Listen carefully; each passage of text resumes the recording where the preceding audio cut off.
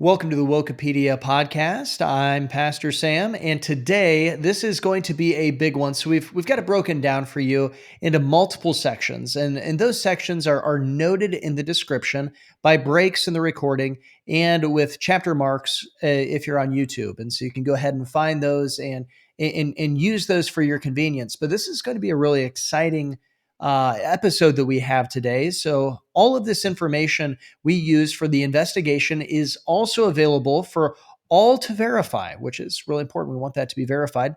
What we say is Mhm. true, and you can see that link in the description as well. And we want this to be informative to those who already have strong opinions about He Gets Us being problematic, but mostly we want it to be a valuable resource to those who have a more undecided opinion, or even perhaps you agree with He Gets Us. If you are one of those who likes He Gets Us, we just ask that you keep an open mind when you're going through this, but examine the information and look at the whole case. We really encourage you to do that. We've worked really hard on this, but that doesn't mean that we're immune to getting, potentially a detail wrong or something like that. But the entire case doesn't rest on one detail or something like that. So if you've noticed an inaccurate detail, please let us know so that we can correct any mistakes that could possibly be in here. And once again, you can contact us by sending an email to contactwokepedia@gmail.com. Once again, that's contactwokepedia@gmail.com. But if you are from He Gets Us, which we hope that many of you end up watching this, or you're a company that's perhaps connected with He Gets Us and you disagree with us, we would love to talk to you and consider this an open invitation for any He Gets Us representative to join us for an interview. We would love to interview you and hear what you have to say about this and really discuss these topics with you. But we've already had a conversation with Brad Hill of Glue, and we hope to keep those conversations open and going with him, those line of communication, um, and to get answers to the list of questions that we sent. But again, any representative is invited. We want to make sure you know that you are invited to dialogue with us, and we want the most accurate information we can possibly get as we go and we break down He Gets Us. But as we go along, remember that the ads and the public facing material are aimed at non-Christians. That's important to remember. It's aimed at non-Christians. Mhm. We cannot fill in the gaps or interpret things in a Christian way. They'll go and say, how are things interpreted by non-Christian is the measure that must be used for publicly facing this material. That's really kind of the premise that they're going Mm. from. But Kyle, can you give us a brief refresher, kind of where we left off last time with He Gets Us? So, if you haven't seen the previous episode, it's very useful if you go watch that first. But for people who haven't seen that and just are very curious and they want to jump right in, the super basics you need to know. He Gets Us is a advertising campaign and more. It was started by a group called the Signatory, also known as the Servant Foundation, which is a donor advised fund. And it's run in a practical sense by three different companies, those being Haven, Glue, and Lerma. They don't just produce the ads. A lot of people think it's just the ads, but beyond the ads, they produce articles, they produce study guides, they even produce books and video resources, apparel. Uh, they produce full on sermons that you can get and use, and more. So it's a lot bigger than just the ads, which is one of the reasons that we really want to do this such a big, deep dive into it. Now, content of the ads. You might be coming into this thinking that's going to be the biggest focus. The biggest focus is going to be the content of the ads. And, I got feedback. People were very curious about those sermons that they have ready to go. But frankly, we're covering those right now in the introduction because one, a lot of people have already pointed out a lot of information about the ads, but bizarrely, that's not where the biggest amount of information is. And specifically, information that has brought us to the conclusion that we need to feature them on Wokepedia. Uh, Now, the ads in general, they present Jesus in a very modern way. They present him as pretty much just a man and an inspirational figure, someone we can all rally around, we can all connect to. And it's been noticed by multiple people. They very much seem to be appealing to the young and the left. And I mean that together, as in the young left. Gen Z, who are generally more liberal, they're trying to paint Jesus in a way that makes him sound like one of them. And the sermons is slightly just a recap, but they come in topical and expository versions. But they're both just, I mean, it's the same material. I went through and compared a couple of them between the expository one and the topical one. And there was whole segments that are literally just cut and pasted and rearranged. So it's the identical sermon either way, but it's fully scripted, comes with slides and graphics for you to use. It's all ready to go. These sermons are made by the Billy Graham Center at Wheaton College, uh, formerly the residence of Ed Stetzer. He just in the past couple days of when we're recording this, is now at Biola, partying it up with other woke academic Matt Hall. But compared to the really compromising stuff that we're going to look at, these sermons are just, they're just poor quality. They're just weak. They're just bad sermons. But frankly, there's so much deeper that we need to get into outside of them. Now, no pastor should ever be using pre-made sermons. Then no pastor should be buying sermons from someone else. No pastor should be preaching anything other than what he has humbly made through his study before the Lord in submission to God and in shepherding the flock entrusted to him by God. Especially, they shouldn't be preaching sermons that are made by and promoting a specific ministry and promoting a specific agenda. And yeah, he gets us branding is all over the slides, it's over the sermons. You're supposed to, it's recommended you start off by showing the video, things like that. It's really promotes He Gets Us, which is weird to me because they don't have a revenue model. Like, they don't earn money. So why are they so obsessed with you representing their brand? But frankly, that's it for the sermons and the ads. Now, if you're looking at how long this is, yeah, we got a lot of content to go over. So let's keep moving forward.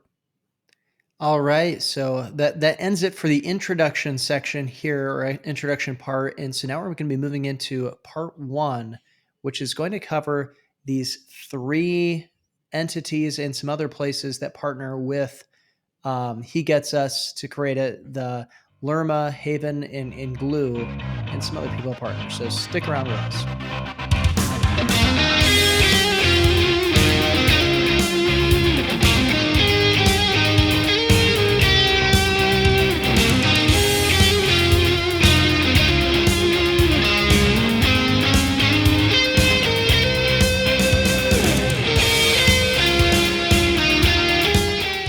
All right, so here's part one of He Gets Us. We've got the three main entities with Haven, Glue, and Lerma, and of course some other people that are partnering with them. But let's start off by talking about Haven.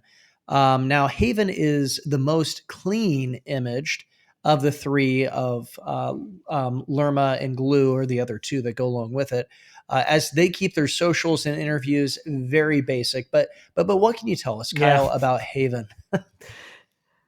Well, though we don't have as much to go on about their outward facing stances on different topics, we can look at how they represent themselves and represent the campaign in a less formal way. And this is what I Right. think is often very telling: is how does someone represent something when it's not this like scripted interview or something of that nature.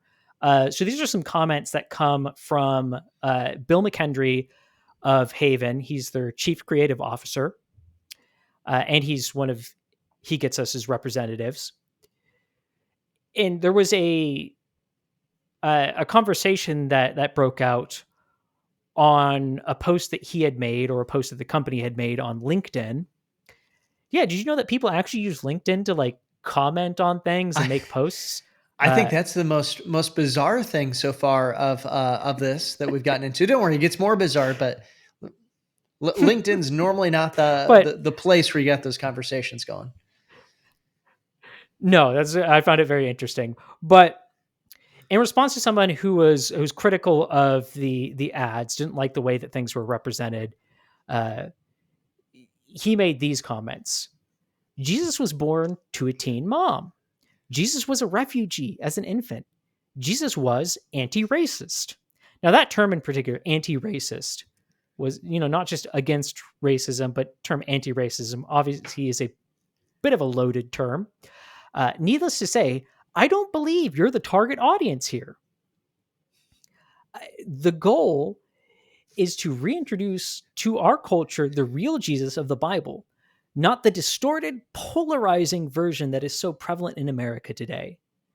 Now, I find his comments there, one, less than generous with someone, considering that they're so covered in generosity. They ooze talking about love and generosity, yet with another Christian, it's a little bit not the case, a little bit dismissive. Um, but there's just some weird comments in there. But let's add some more, because he continues on. Let's add some more context to what he's saying. Continuing a response, this is to another commenter. Jesus modeled the transformative process through love and grace that caused people not just to believe they ought to change, but they were instead awed to change. John 3:17 makes it clear that God does not start his journey with condemnation.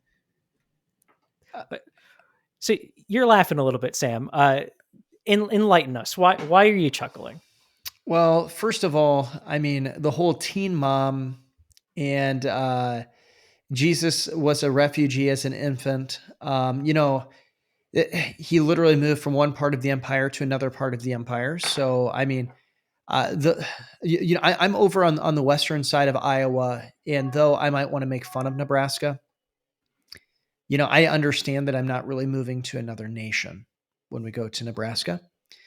In that, and also the teen mom thing. I mean, Mary would have been very much at the normal age when ladies were having birth there.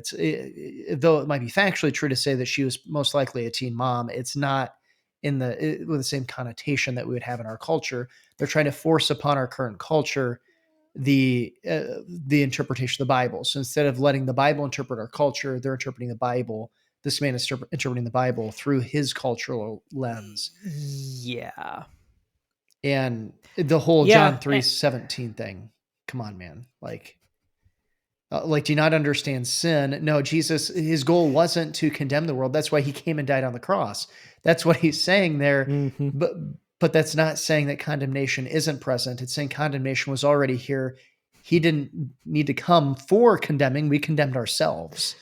And so he's coming to Yep. save us. That, like, I don't even know where to take this. Some people shouldn't try to be theologians. What the saving has to come after the condemnation. There has to be condemnation for there to be saving.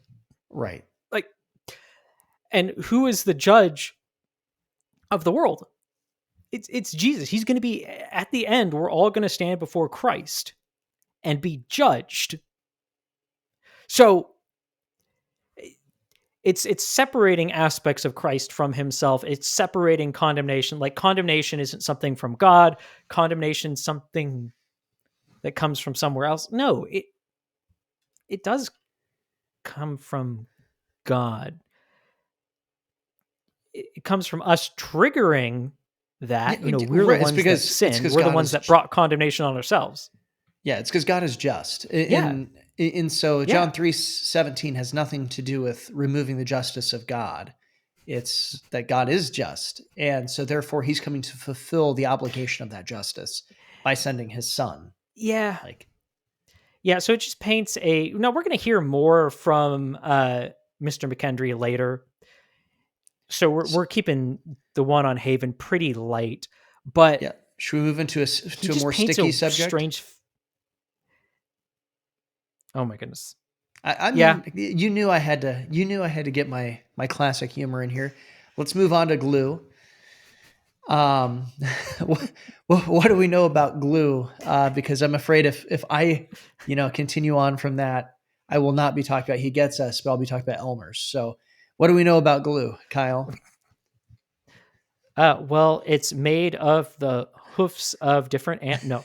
Um, so Glue is a tech company that connects churches to seekers that are collected from various campaigns, not just He Gets Us. There's some other campaigns, although it seems that it's 90+% He Gets Us. It provides tools like texting campaigns, and this is where you can find the sermons and other resources. And it also hosts content for churches to use. So a bunch of different organizations host their content, and that the organizations hosting their content has I'm sure. exploded over the past year, and particularly just in the past few months that we've been really investigating. Absolutely exploded. Now it's hard to prove that in a concrete way because that's inside their platform, and you can make an account and you could Right. go look, but it doesn't actually say when stuff was added, and we weren't like taking screenshots. So that's not going to be a point we dwell on. But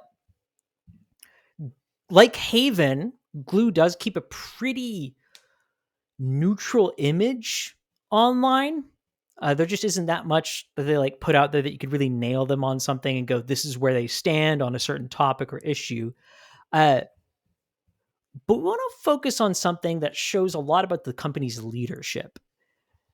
So Pat Gelsinger, uh, he's the CEO of Intel. Yeah, it sounds like it might be a little bit of a turn right now, but no, he's also the chairman of the board at Glue. He's outspokenly Christian, but he's also outspoken about several other topics as well. And we want to look at that. And as a note, when we contacted He Gets Us and gave them a list of questions, this is after we had some other conversations. We finally gave them a list of questions. Well, we had been discussing other questions, but we gave them a list of questions. Hey, we want answers to these. We asked Glue about Glue's stance on certain topics, and we referenced Mr. Gelsinger's stances. And in response, he attempted to clean his Twitter of relevant tweets. So here's some of the stuff that he removed. Let's get it up on there. So here's the first tweet. This is crucial to recognize and understand. More often than not, solutions to our biggest struggles are not simple. There are no quick fixes to the problems we face today, including COVID-19 or systemic racism. Interesting. Um,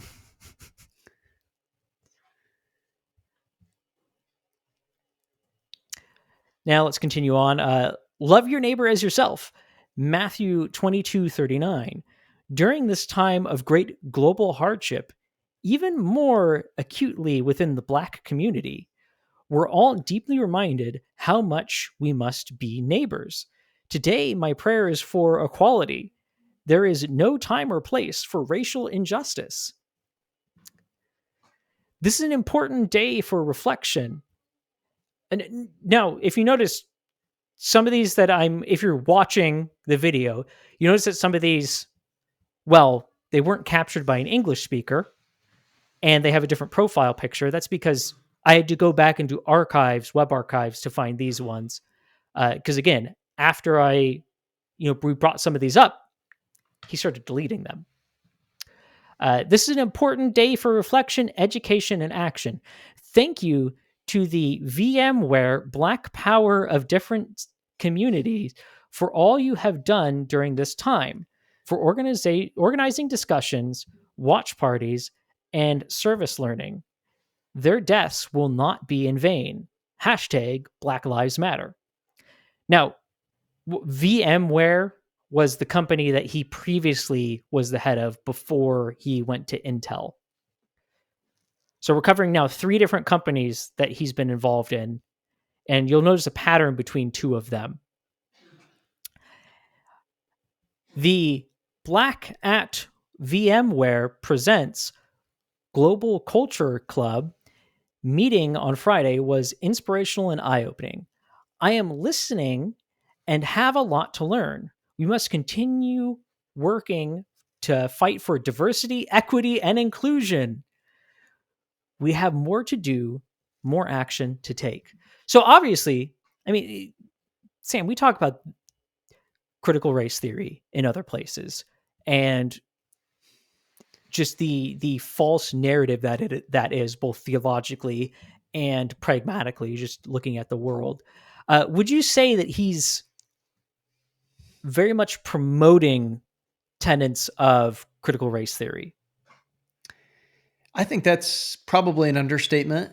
He definitely is promoting critical race theory here, and I mean it's easy to see that in presenting it, whether it's through saying systemic racism, whether it's the diversity, equity, and inclusion, or as I like to put it, diversity, inclusion, and equity, and or whether it's the idea of going and presenting Black Lives Matter in all of this kind of stuff, and this I don't know, that word global club that he was talking about. There's no doubt that he's viewing the world through the lens of race and saying, I need to learn. And in the Mm-hmm. context that he's saying it is that I need to learn because of my skin color. Well, I Yeah, mean, in the experience of life that I have or didn't have, and that's critical race theory. That's really what he's getting at here. He's yeah, viewing it in the lens of oppressor versus oppressed. yeah. Now, But he didn't it's just not just his. go for it. Yeah. No, I'll let you say it. Oh, okay. I was just going to say, it's not just that he went into to critical race theory. It's that this guy also kind of gets into supporting some other things. Should we take a look at what else he supports? Yeah. So he's not only is he outspoken about critical race theory concepts, systemic racism, supporting Black Lives Matter, uh, and just this narrative of systemic oppression. It also goes into very much outspoken support for the quote LGBT movement. So let's read this one, more recent one. DNI, or for diversity inclusion, is a journey for all. At Intel will be aggressively diverse, but I won't be perfect. Hear from Intel employees about what Pride Month means to them and perspectives on how to be a better ally every day, not just in June. Hashtag Pride Inside. Hashtag I am Intel. And then it has a link to the blog post that goes over this. Now, you could just say, oh, well, he's the head of this big company. But I'm sorry, as a Christian, it doesn't matter if you're the head of some big multinational company. You don't suspend your Christianity because you work at a company. And I think this really goes beyond just a pragmatic stance. I think this is his stance. Let's continue. Right. It's an honor to be recognized as on HRC's 2019 Corporate Equality Index as a great place to work for LGBTQ equality. We're always working to make hashtag VMware a more inclusive and diverse environment. We hope to continue improving in the future. And then it has a big graphic showing off the their Human Rights Campaign Foundation Best Places to Work 100% Corporate Equality Index score from 2019. And again, these are all tweets he deleted. He covered this stuff up in the last month or 2 months, which is, to me, it's more concerning than if he would have left them and then doubled down. It's more concerning when someone tries to quietly sweep things under the rug. Yeah, I mean, But let's clearly continue he knows that on. he's wrong.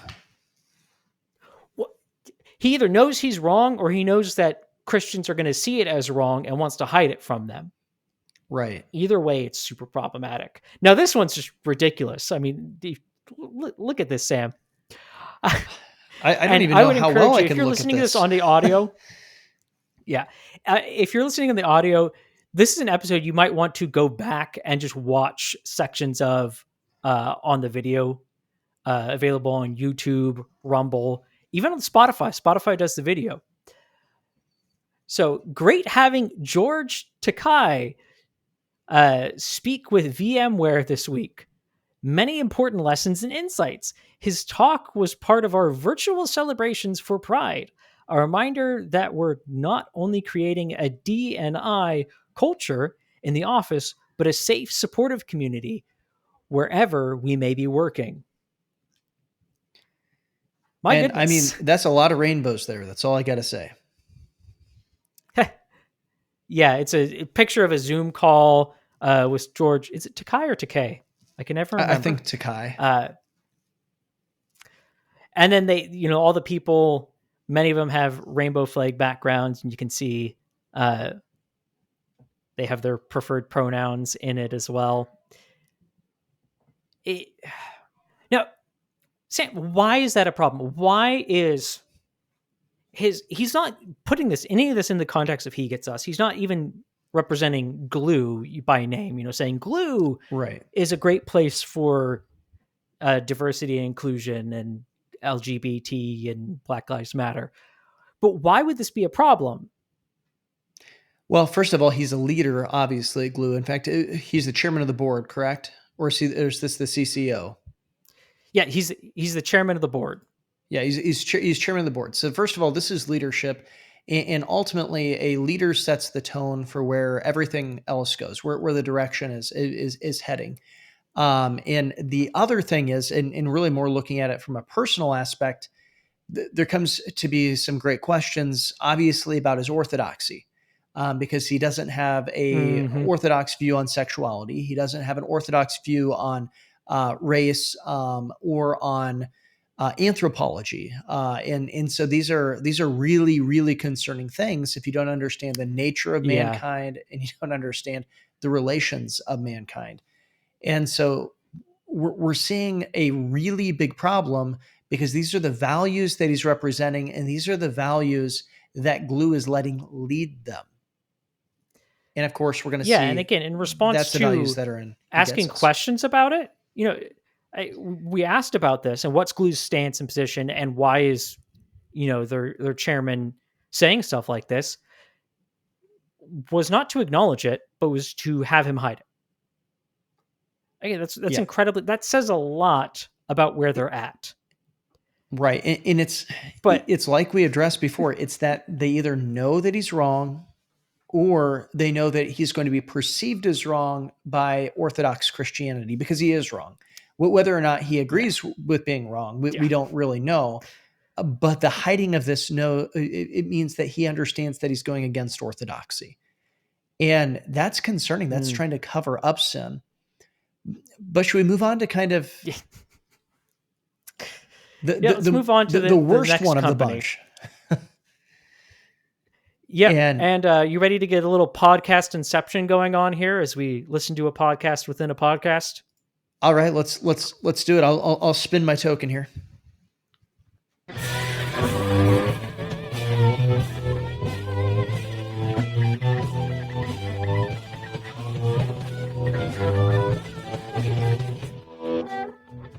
Hi, and welcome to the Loud and Clear podcast, where we talk to people who give a about advertising.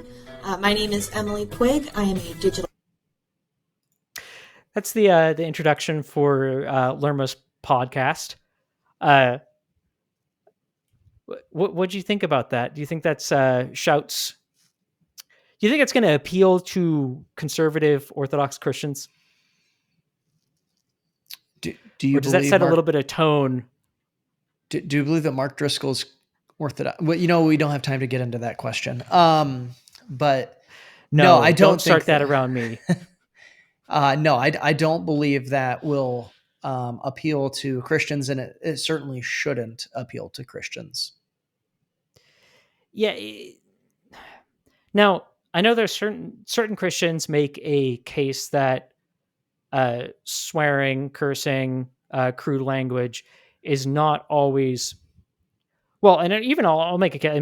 I think me and you talked about this once, where a pastor threw back someone's foul language in their face, and it stunned the person enough to get them to shut up and hear the gospel. Then we're willing to listen. Yeah. Words are just words, but there's an immaturity. Now, I take a pretty strong stance against crude language. But again, in just that, they were using it essentially for shock value. But that should set you up a standard of what this company is, and they're kind of the bad boy of the bunch. Right. And in just, 15 seconds on that, even if you're from the point of view that cussing is okay for a Christian, which that's not that's generally not where we're at. The thing is that the Jesus calling them a brood of vipers, he did it with a purpose. He didn't just say it just to say it. Paul, he didn't use it as a cuss word. Right. He was using it as a descriptor. This is just using it as idle language. And that's the intro to their podcast. Yep. But should we see what they have to say? That podcast in a moment. Yeah. Yeah. So this company is pretty woke. So let's talk about that aspect of it. This is from their Facebook, 2020, June 2nd. That should give you a little bit of a hint. If you are being neutral in situations of injustice, you have chosen the side of the oppressor. Desmond Tutu, hashtag Blackout Tuesday.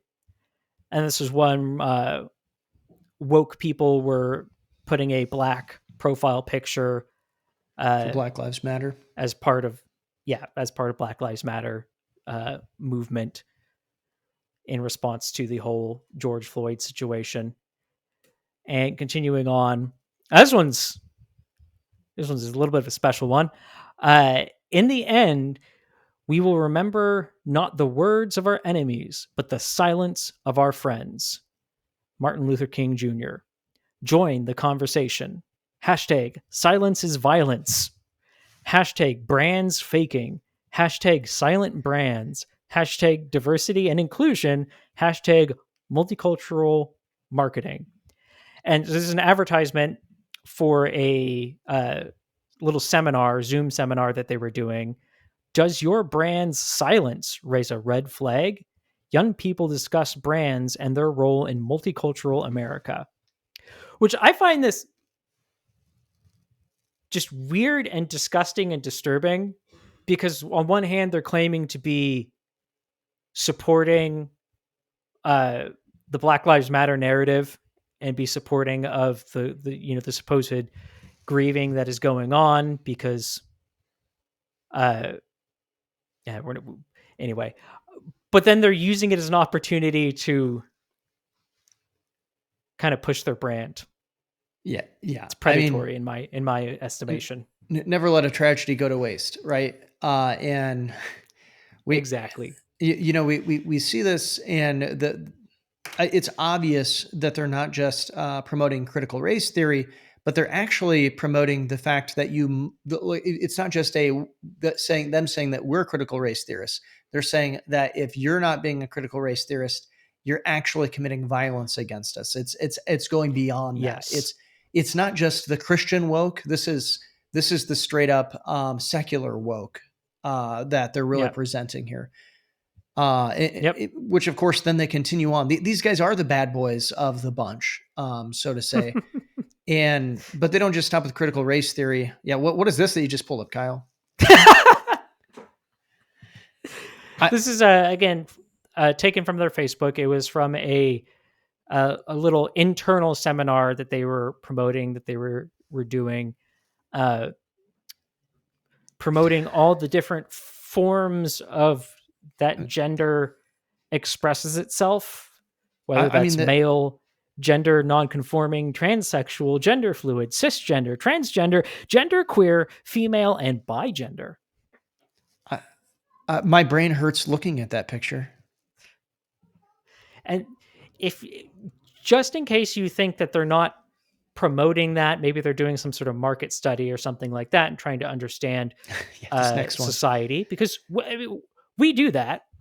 There's two pieces of evidence that really solidify that they're in promotional stance on this, which is one, this, and this, since they officially joined He Gets Us sometime in the second half of 2021, they've got their socials to be a lot quieter on things. But this happened either just before or right when they were signing up with He Gets Us on June 11th of 2021. Happy Pride Month, as we celebrate and hold true to our values of love, diversity, and inclusion. We are thrilled to share an initiative the team has been working on for the last few weeks. Pride-themed Lerma shirts, stickers, journals, and more. 100% of the proceeds from any of the products sold with these designs this month will go to support the Trevor Project's mission to provide crisis intervention services to LGBT youth. Shop here, lermaagency.threadless.com. And then there's a Lerma Pride image. Sticker. We're not even going to comment on the Trevor Project because that's very much a radical thing. But to solidify it, the podcast that we played at the beginning, which, like all the information that we used for this research, is available, link in the description. Go get that, go confirm for yourself. We're not going to listen to this whole podcast, and we're only going to make a few quotes from it, but it's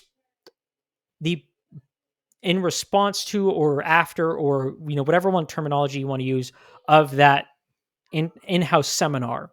And so this is where they really do clarify that they were teaching in a positive sense sexual deviancy. And quotes like, LGBT is a reality, and if we want to be true to our audience, we have to understand how they view themselves and that they understand life. Life is something that is precious. Therefore, you need the freedom to express it your own way. You do you.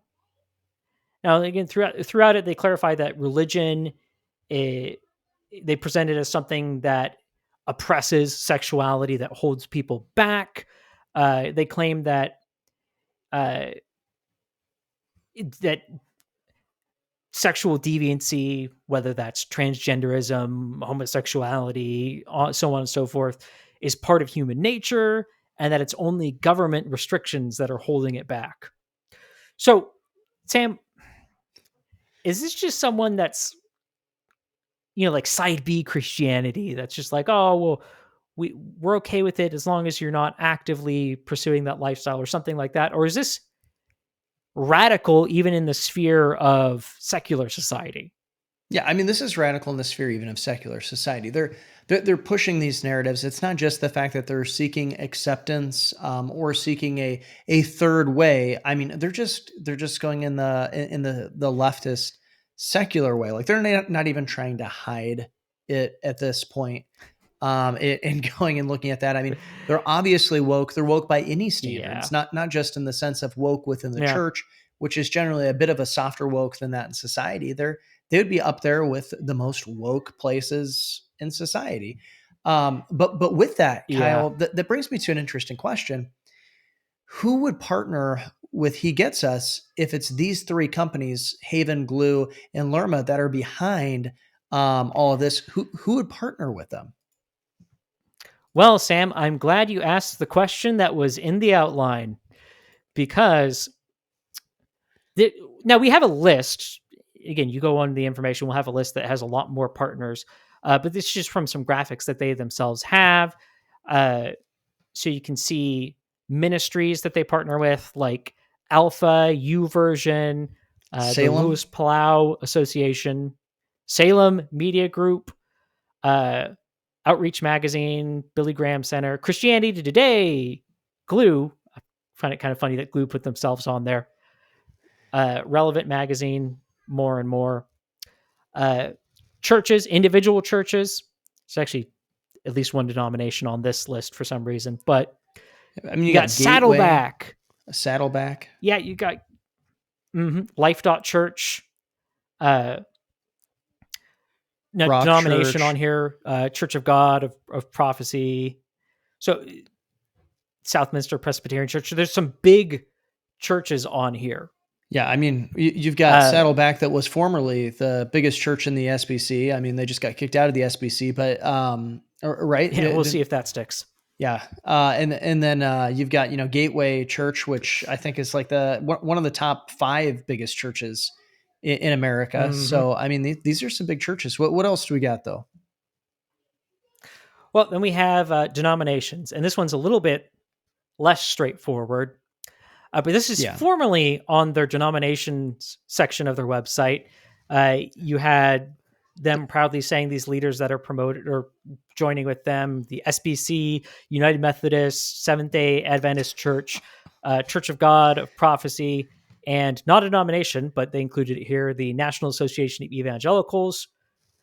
Now, I just love that the SBC and the association. I just love you have the SBC and the Seventh-day Adventists in the same little thing. That there's just some fun irony there. There's this whole list is actually really funny that they're all put together. And I think it was very intentional. I think they intentionally tried to pick very divergent. Hey, they tried to stick with their diversity, huh? Equity and inclusion right there. But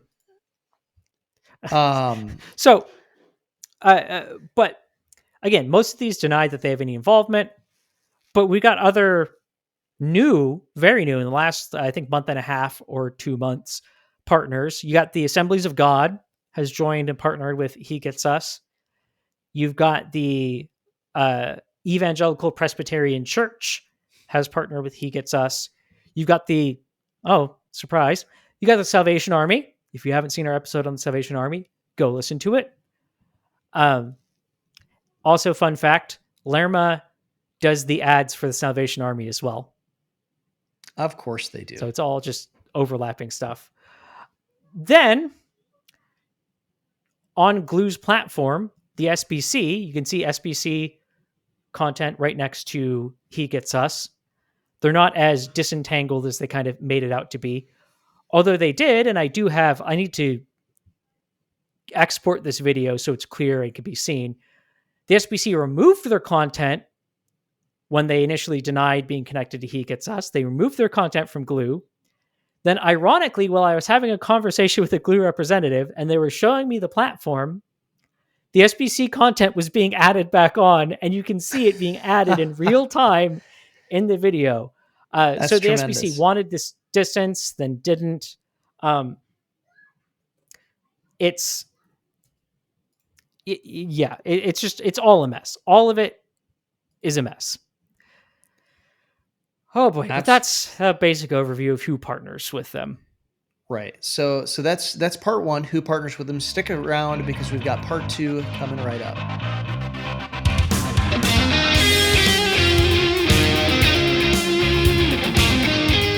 All right, so we're back here with part 2 of He Gets Us. And so we're just going to quickly go over, how does He Gets Us, how do they describe themselves? How do they describe their campaign? We're going to go through this really quick. We're just going to let them speak for themselves. Kyle, you want to take the first quote?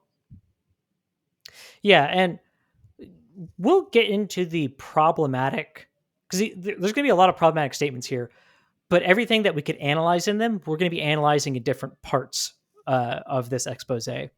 So first quote, He Gets Us is the result of growing discontent felt by many leaders in the body of Christ.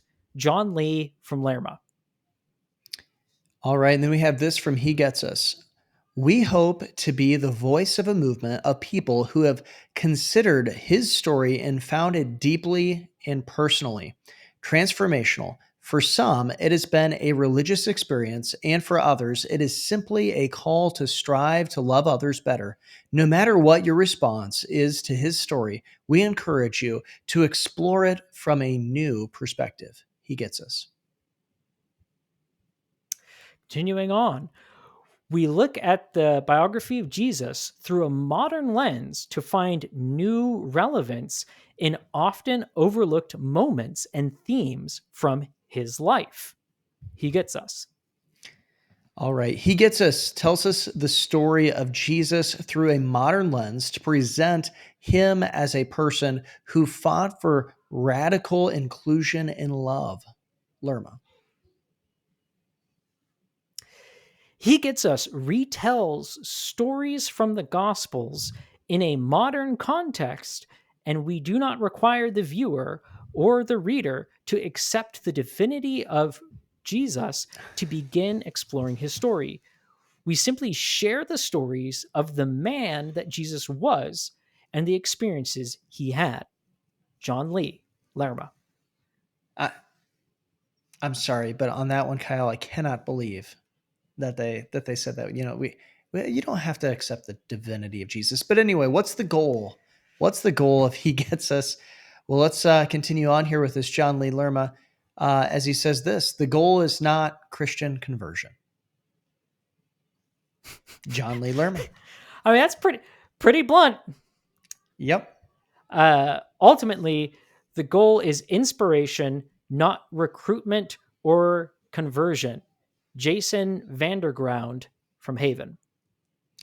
All right, here's another quote from Jason. He said this: we believe that investing in the efforts to ensure more people consider his life and movement as inspiration for their own will in turn help improve the lives of those listening and begin to create the kind of cascade of love Jesus himself sought to generate.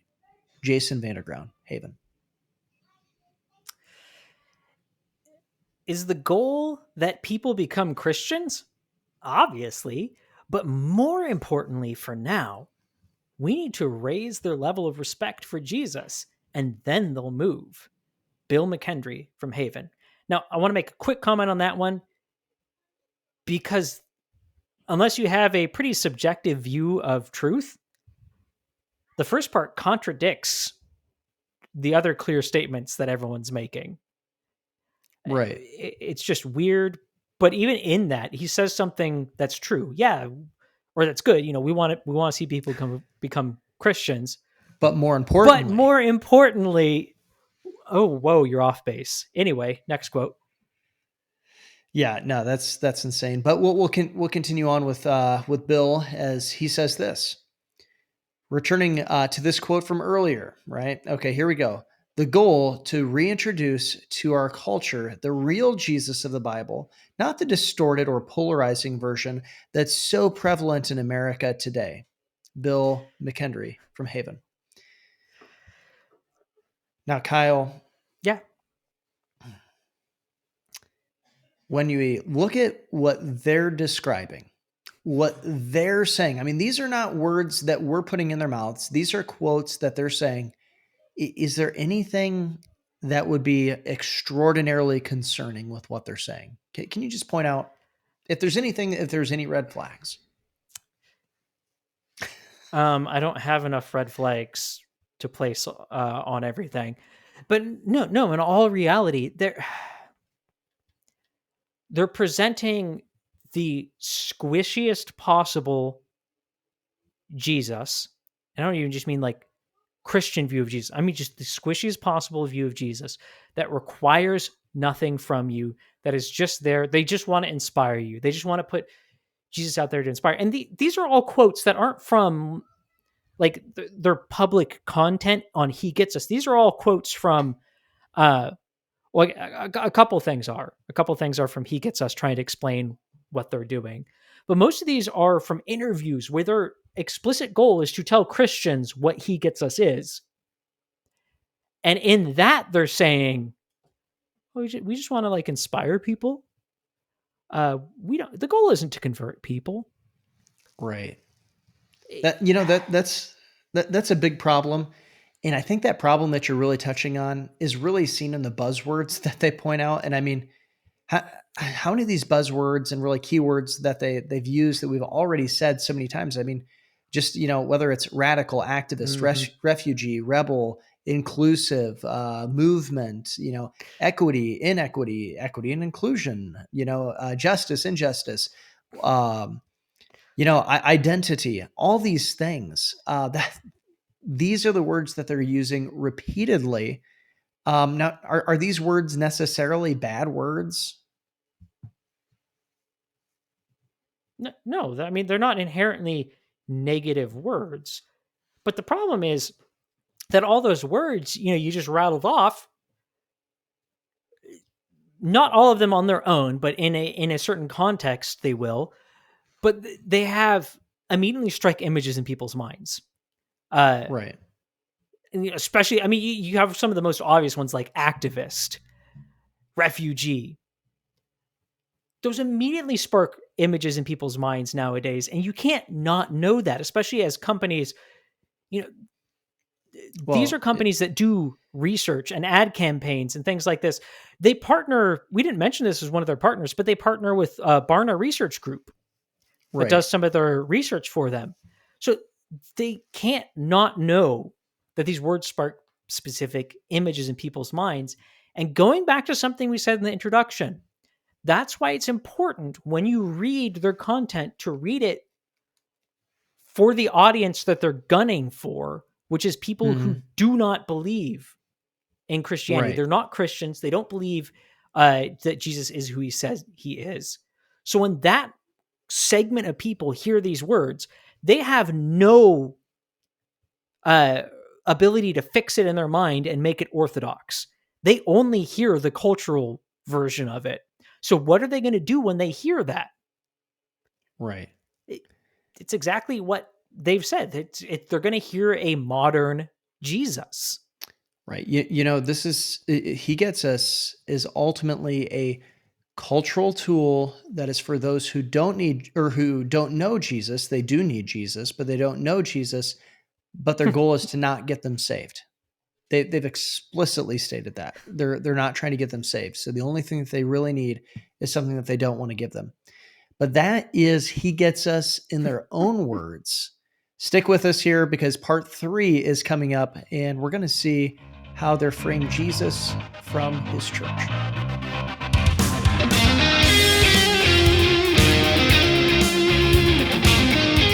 All right, and here we are back with part 3 of He Gets Us, and we have freeing Jesus from his church.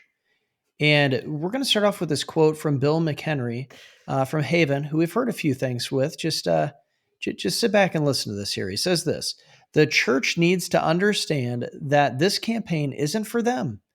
It's for Jesus. It's to reach an audience that we're not currently reaching. All right, Kyle, we're about to separate Christ from his bride, from the church, is what we're seeing in this. Tell us how this sets that up. If it's a campaign for Jesus, it's a campaign for Jesus's bride, for his church. If it's a campaign for his church, it's a campaign for him. You can't separate the bride from the groom. You can't separate the head from the body. If you separate the head from the body dies. If you separate, and the head dies. If you separate the bride from the groom, well, all you're going to do is result in divorce, adultery, and all sorts of problematic things. So there's a reason that Jesus attaches himself to his church. Right. Absolutely attaches himself to his church. And you can't disconnect what God has connected. What God has brought together, let no man separate. Right. So in keeping that in mind, what is it that they really teach about the church, or the research that they found, as maybe the better way to put that, of He Gets Us? What is it that they found? Well, and let's look at this graphic. So they really set a wedge between things and start to paint this picture that the church is bad, problematic, that might even be a hindrance to faith.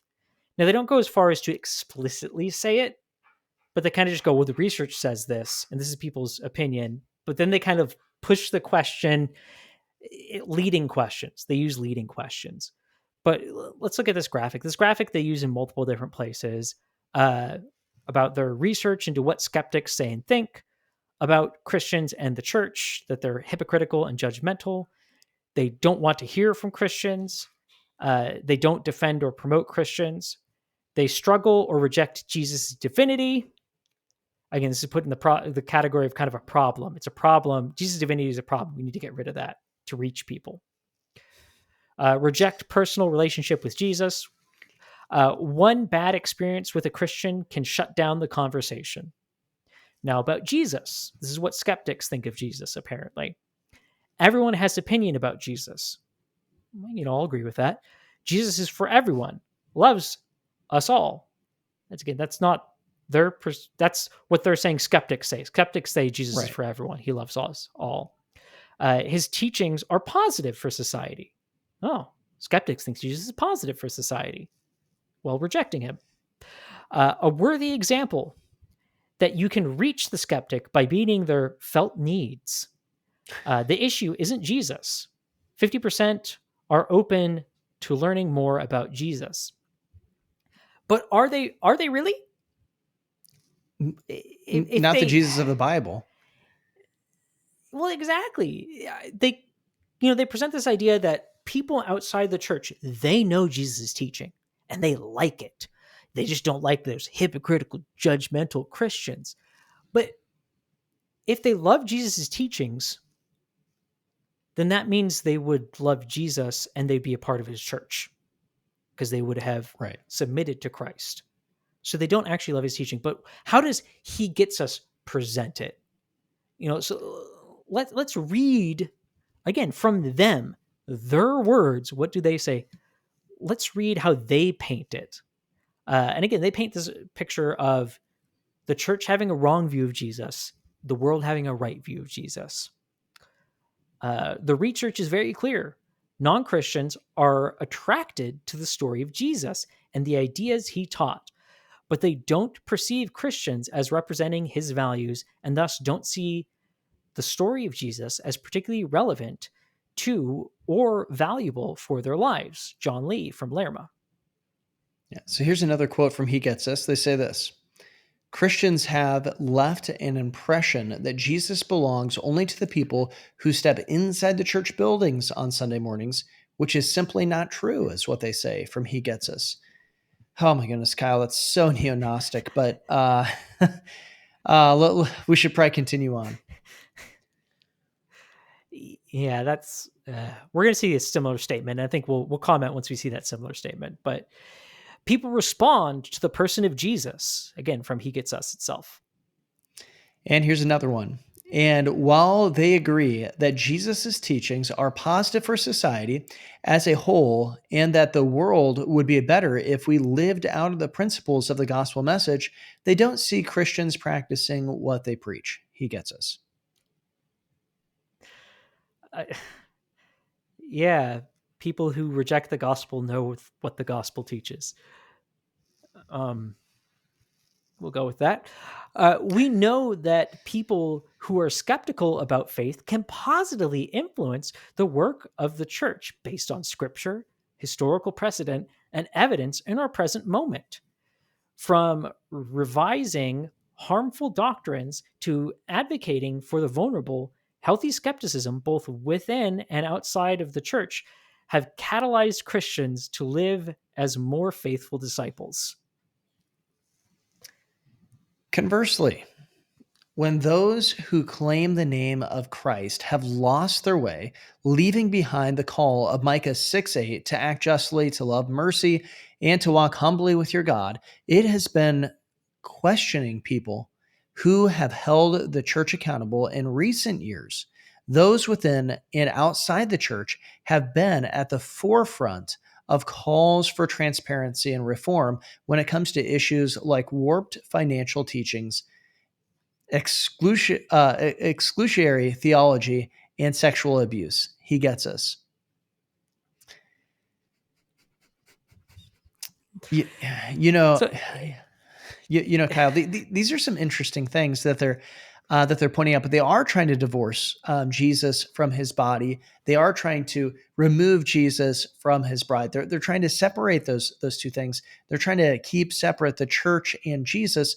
But ultimately, as I keep reading yeah. this, what keeps coming to mind is really the whole concept that Rick Warren came up with, which we know that Rick Warren is woke. You can find out stuff like that at enemieswithinthechurch.com and go to Wokepedia, and you can see a thing on Rick Warren, a bio that we have on him. But it really reminds me of this whole concept of going and making the church a business model, and they're going and trying to find the customer, but the customer is the unsaved person. And so they're trying to say that the unsaved person is right in forcing this on the church, but they're incorporating it not just with like what Rick Warren initially did, which wasn't a blatant wokeness, it was just wrongness, is now they're infusing that felt need, that seeker sensitive, and trying to make a church, except it's not a church, for the unsaved. That's what they're trying to do.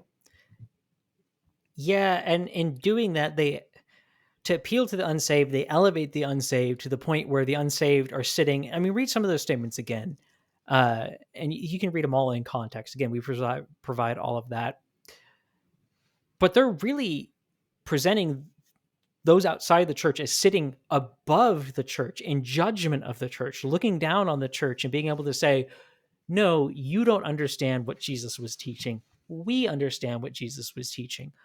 Well, then what's the point of Christianity? What's the point of Christianity if those outside the church have a greater understanding than those inside the church? Yeah. Once you accept Jesus, you now know less about Jesus. That's what they're trying to say. Once you actually know him, you now know less. It's a really goofy presentation, but let's keep. They've got some more to say about the church. Let's see what they have to say about this. Mm-hmm. So here's one from John Lee, once again from Lerma. He says this: they experience Christians as judgmental, oppressive, hypocritical, power-hungry political ideologues with a superiority complex.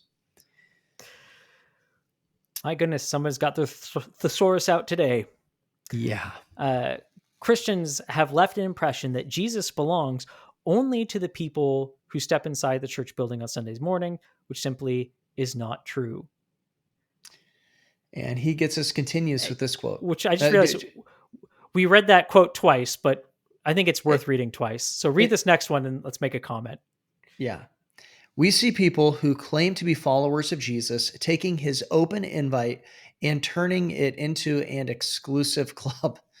Well, yeah. I mean, well, yes, you're either inside the church, inside the body of Christ, or you're not. Ultimately, what I'm really afraid that he gets us is really pushing with all of this, Kyle, is I'm really afraid what they're hinting at, maybe more than hinting at, is universalism. They edge way too close to it because ultimately, and now here's the thing, speculation on my point, but I think they honestly don't realize this, but what they're doing is an attack on the exclusivity of the gospel. Right. And that's exactly what you're talking about. It's universalism. When the gospel is not exclusive, as in when it is not the only way to be saved, the only way to have access to everything that, salvation entails, the only way to become part of Christ's bride, part of his body, then your only other option is universalism.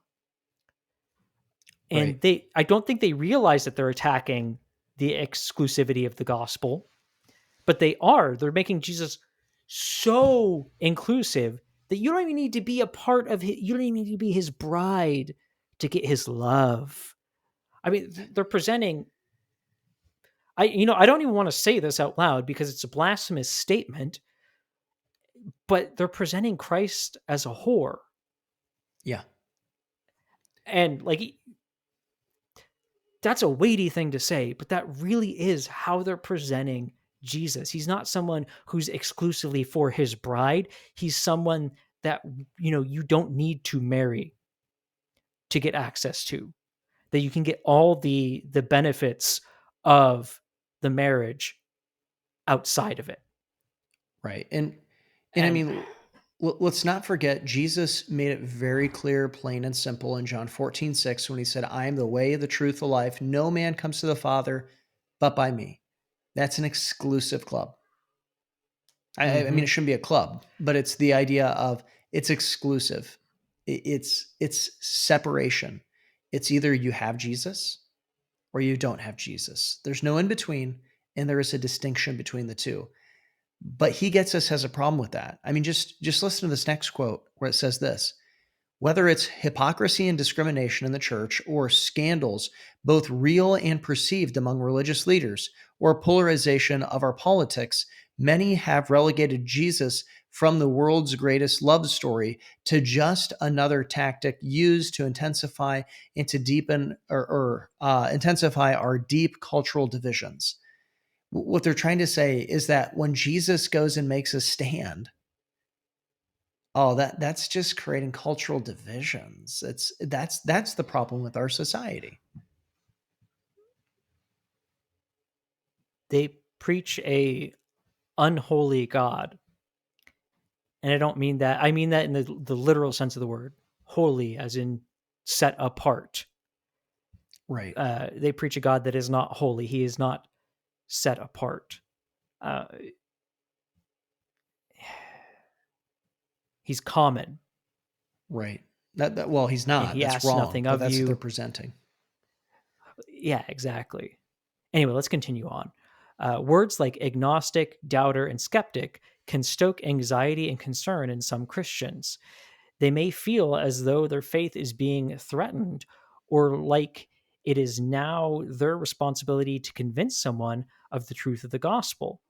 Instead of viewing skeptics as the other, the church has the opportunity to embrace them as fully loved children of God.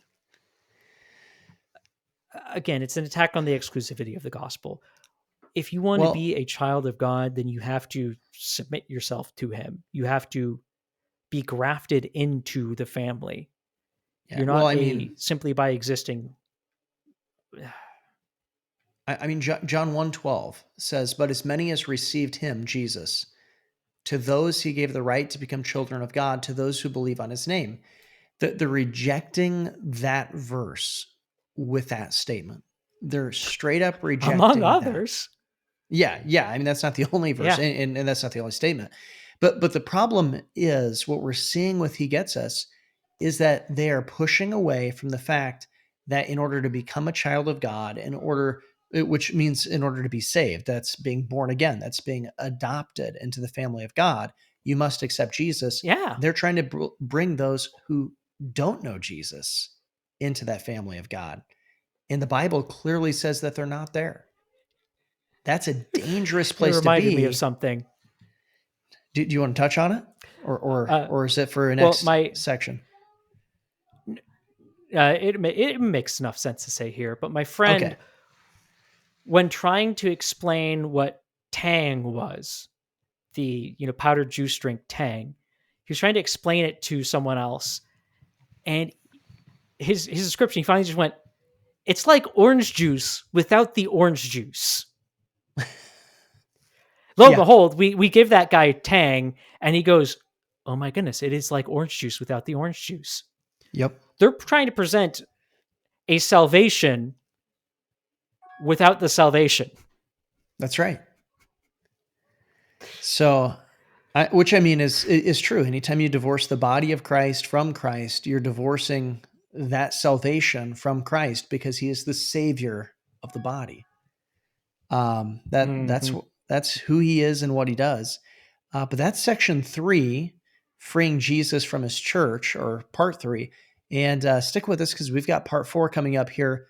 Was Jesus God? Because it actually gets worse. So, part 4. Here we come.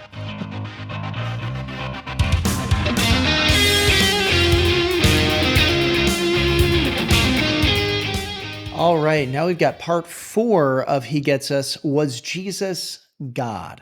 Was Jesus God? That's the question, Kyle. And what does He Gets Us have to say about was Jesus God? Oh, it just starts going down. Now, again, I want to remind people of two things, which is one, this is a case that we're building. So you need to don't Right. hang your hat on each individual point, but look at all the pieces of evidence we give that paint a picture of what they're describing. And the second one, again, is this is predominantly what they're presenting to the outside world, to the unsaved. This is the view of Christ that they're pushing. This first quote specifically isn't, but it really sets the tone. We do it the same way Jesus and his disciples did. We begin by meeting people where they are, by not expecting a non-Christian audience to be ready to meet a savior, but rather by creating a campaign that invites them to explore the story of this man who experienced the same challenges of the human condition that we experience every day. A man who decided that in the face of poverty and persecution, he would create a radically inclusive love movement that is still impacting the world thousands of years later. A man who built this movement by rejecting the human path to success of power and wealth.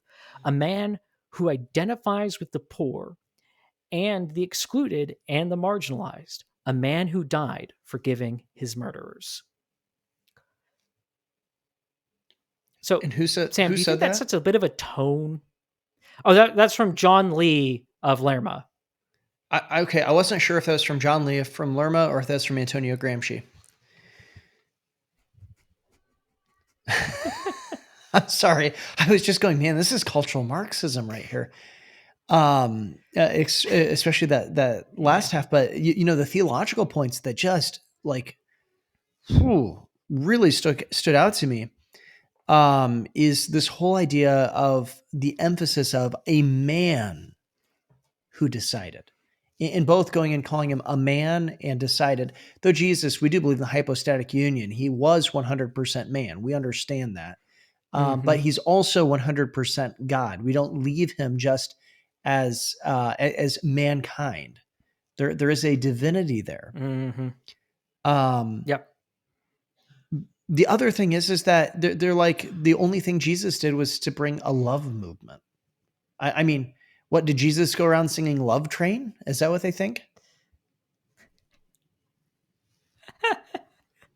I mean that, like that. That's it's a love movement, and the only thing that starts going through my mind is Jesus singing and dancing "Love Train." I mean, I don't know. Yeah. And we'll talk about their kind of presentation of the gospel and salvation a little bit later, but we first have to just get a baseline of who's Jesus. Right. And all I have to say is I think Arius would really like the He Gets Us campaign. Oh, where's Saint Nick when you need him? Anyway, so this next quote, moving on from the Nicene Creed, moving on to this quote. This is more of an implication, and so don't take this quote just as to what we say. Look at the whole argument that we're bringing up, but it is important to point out this implication. It says this quote, and this is from He Gets Us. He exercised a level of self-control that few have. And this is bringing up the implication here. And this is implying that others have the same level of self-control as Jesus.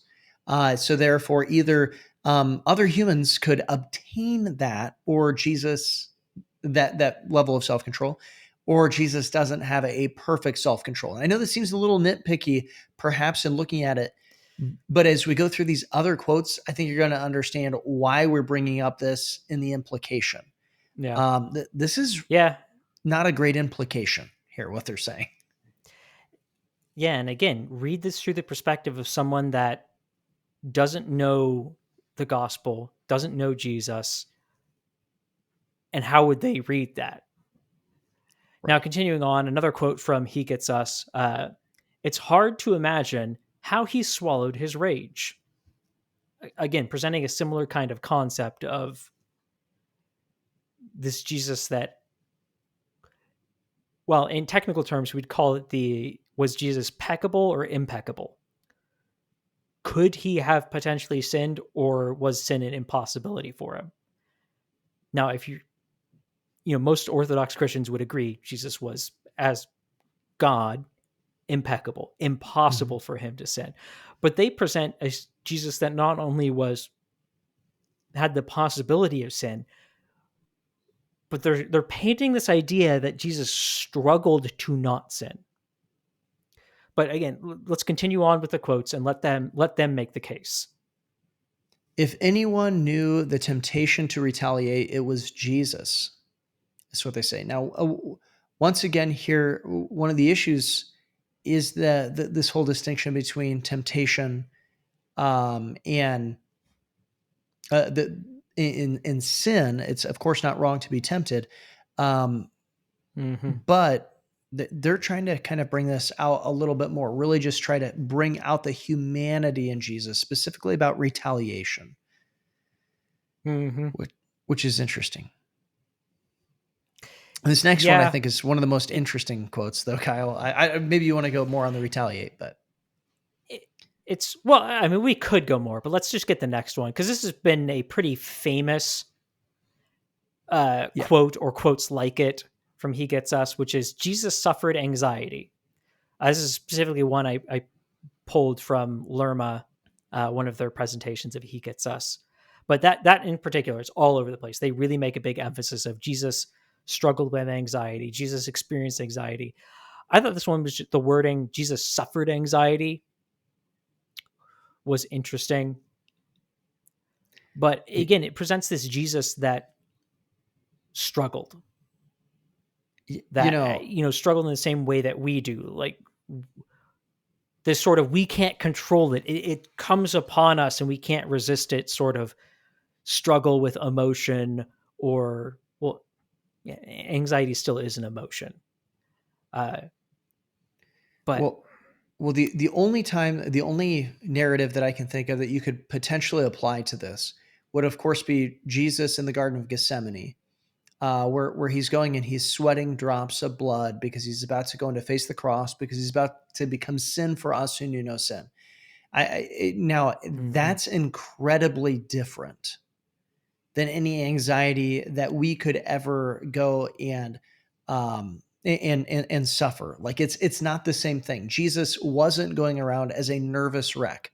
He wasn't going around as somebody who was, oh, I'm just so nervous, I don't want to go there. In fact, we think of the story of Lazarus being raised from the dead. Jesus says, no, we need to go see him. And the disciples, they're anxious. They're like, Jesus, we don't want to go back there. They throw rocks at us.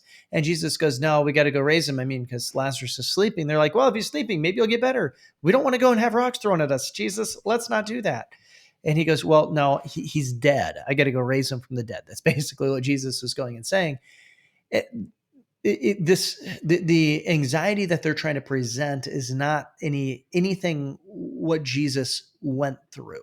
That anxiety that they're trying to present would Yeah. be the result of a fall. And though Jesus had humanity, Yeah. he didn't have a sin nature. Yeah. He wasn't that's one of the biggest things that people struggle with in communicating who Jesus is. And they make this mistake because they never clarify that he's not born with a sin nature. He's not. We far too often think of humanity as fallen humanity, when in reality, Right. fallen humanity is not how humanity is supposed to be. We're less than fully human. Jesus Right. was actually in a very real sense, Jesus was more human than we Yes. are in our fallen state. So Right. he doesn't have, there's certain things when they say, oh, well, Jesus was human. So no. You have to figure out what human nature is, true humanity is, and not what fallen humanity is. Right. Now, another problem is when they present because they link his anxiety, they do link it to the story of Jesus in the Garden of Gethsemane, Right. but they never bring up the fact that he's experiencing the weight of the world's sin upon him, Right. being in a almost literal way crushed under the weight. And it wasn't the cross that he was anxious about. It was the spiritual aspect. And I don't even know if anxious is the right word, but he was emotionally in agony, but I don't know if it was really anxiety that he was having at that moment. And it was the spiritual thing that was going on. It wasn't the physical stuff. Yeah. And I think that's kind of important, that I don't think that they're presenting, because otherwise they present it in a different way. Should we move on? Or yeah, we should move on. We should move on. Well, love your neighbor as yourself wasn't something that Jesus came up with. I don't know if you knew that. It was around long before him, and it was written into the Jewish law. He gets us. This is why I don't like red letter Bibles. Oh, you know, Kyle, how long has Jesus been around? Well, in his own words, before Abraham, I am. Not I was. He used the name of God. I am who I am. To not just say, oh yeah, you know, I existed before. No, I've always existed. Right. That's Jesus's answer to it. I've always existed. So when it comes to the divinity of Jesus Christ, what claim are they making here? They're making, again, Arius would love this statement and affirm this statement just enthusiastically, because they're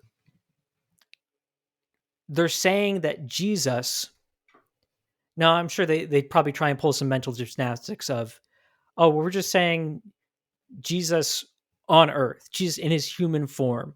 But again, you can't separate them like that. That's still the same Jesus. He didn't magically become a new Jesus.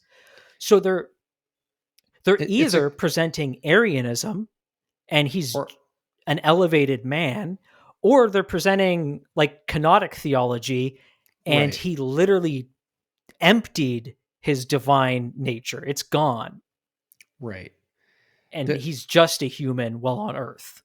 They're destroying the hypostatic union somewhere. And exactly. You know, it's either a Philippians 2 error or it's a Nicene pre-Nicene error. Well, actually, the Arians stayed around after that too, but we don't need to get into church history. Yeah. But I mean, I think that is an incredible quote to really see how they really ultimately are not presenting the divinity of Jesus Christ. They're overemphasizing the humanity and divorcing the humanity from the divinity of Jesus. Yeah, it's a bizarre one to say the least. But let's continue on. Like, we haven't made the case already, but let's really hammer it home. He understands the struggles people face because he struggled with the same things. Now, have we covered this? We've one gone already? over this a lot. I mean, yeah, but not not in this podcast necessarily, but just to simply like restate our position for what I feel like is the millionth time for the woke. It's Jesus, of course, is a sympathetic high priest. It tells us that, but he doesn't sympathize with our sin. He sympathizes with us being tempted. He sympathizes with living within a fallen world, but he doesn't sympathize with sin. He was at all points tempted, yet without sin. And again, he never even had a desire to sin. And right. Because granted, a desire to sin in and of itself is still sin. Jesus himself clarifies that. If you desire to sleep with another woman, you've committed adultery in your heart. Right. If you hate your brother, you've committed murder in your heart. So they make the claim that they're presenting the true Jesus from the Bible, but they're divorcing Jesus from his own words. Right. And the Bible does warn about that. He says that, it says in First Corinthians, I'm afraid that you've believed in, actually, I believe it's Second Corinthians, that you've believed in another Jesus. It's a Jesus, same name, but a different person. And what he's saying Yep. is that you're divorcing him from his word. But here's another quote. He gets us looks to change this by starting the conversations about the authentic Jesus who loves the unlovable and understands human frailties because he experienced them. He gets us. So very much just another rehash of the previous point. Let's do one more. Jesus was no stranger to stress and overwhelm. The social pressure was immense. He was constantly bombarded with questions. He had to be intentional about his words. Jesus lived in times of civil unrest. He carried a lot of weight on his shoulders. They're attacking the capacity of Jesus. Yeah. This is bad. This is bad. This is so much Yeah. deeper than just a Super Bowl ad that wasn't great. And I hope people really start to see this, Kyle, because the capacity of Jesus, he just overwhelmed. I'm not even really sure that they're using, I know they're not using that word within its proper connotation or proper grammatical use, but like, what? Yeah. Jesus has a greater capacity. He's God. Yeah. And you are right about the use of the word is important, because now I disagree with this use of the word as well. But if I remember right, it's the NIV when I think it's in the Garden of Gethsemane, uses the word overwhelm. I think he says, "My soul is overwhelmed even to the point of death," which is not a great translation, because that's a way more, overwhelm is a way more ambiguous word than what he actually says. But even in that case of one translation using the word, but using it in a different context, and even then, I don't think they're using it well. I think the NIV way too often undershoots and makes things way too simplified. But I don't think that's the way they're even using it here. I think they're using it in one that attacks the capacity of Jesus, his capacity to handle things in pretty much any sense. And then, I mean, they go on, he had to be intentional about his words. Well, yes, in a technical way, in a technical sense, he did have to be intentional. He was always intentional. Right. If the Bible, if God struggles to be intentional, then the Bible isn't inerrant and insufficient.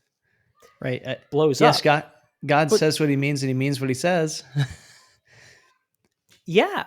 But the way they're phrasing it here, he had to be intentional about his words, makes it seem like there's an uncertainty. There's an implied uncertainty in it. And with a lot of these things, there's implications.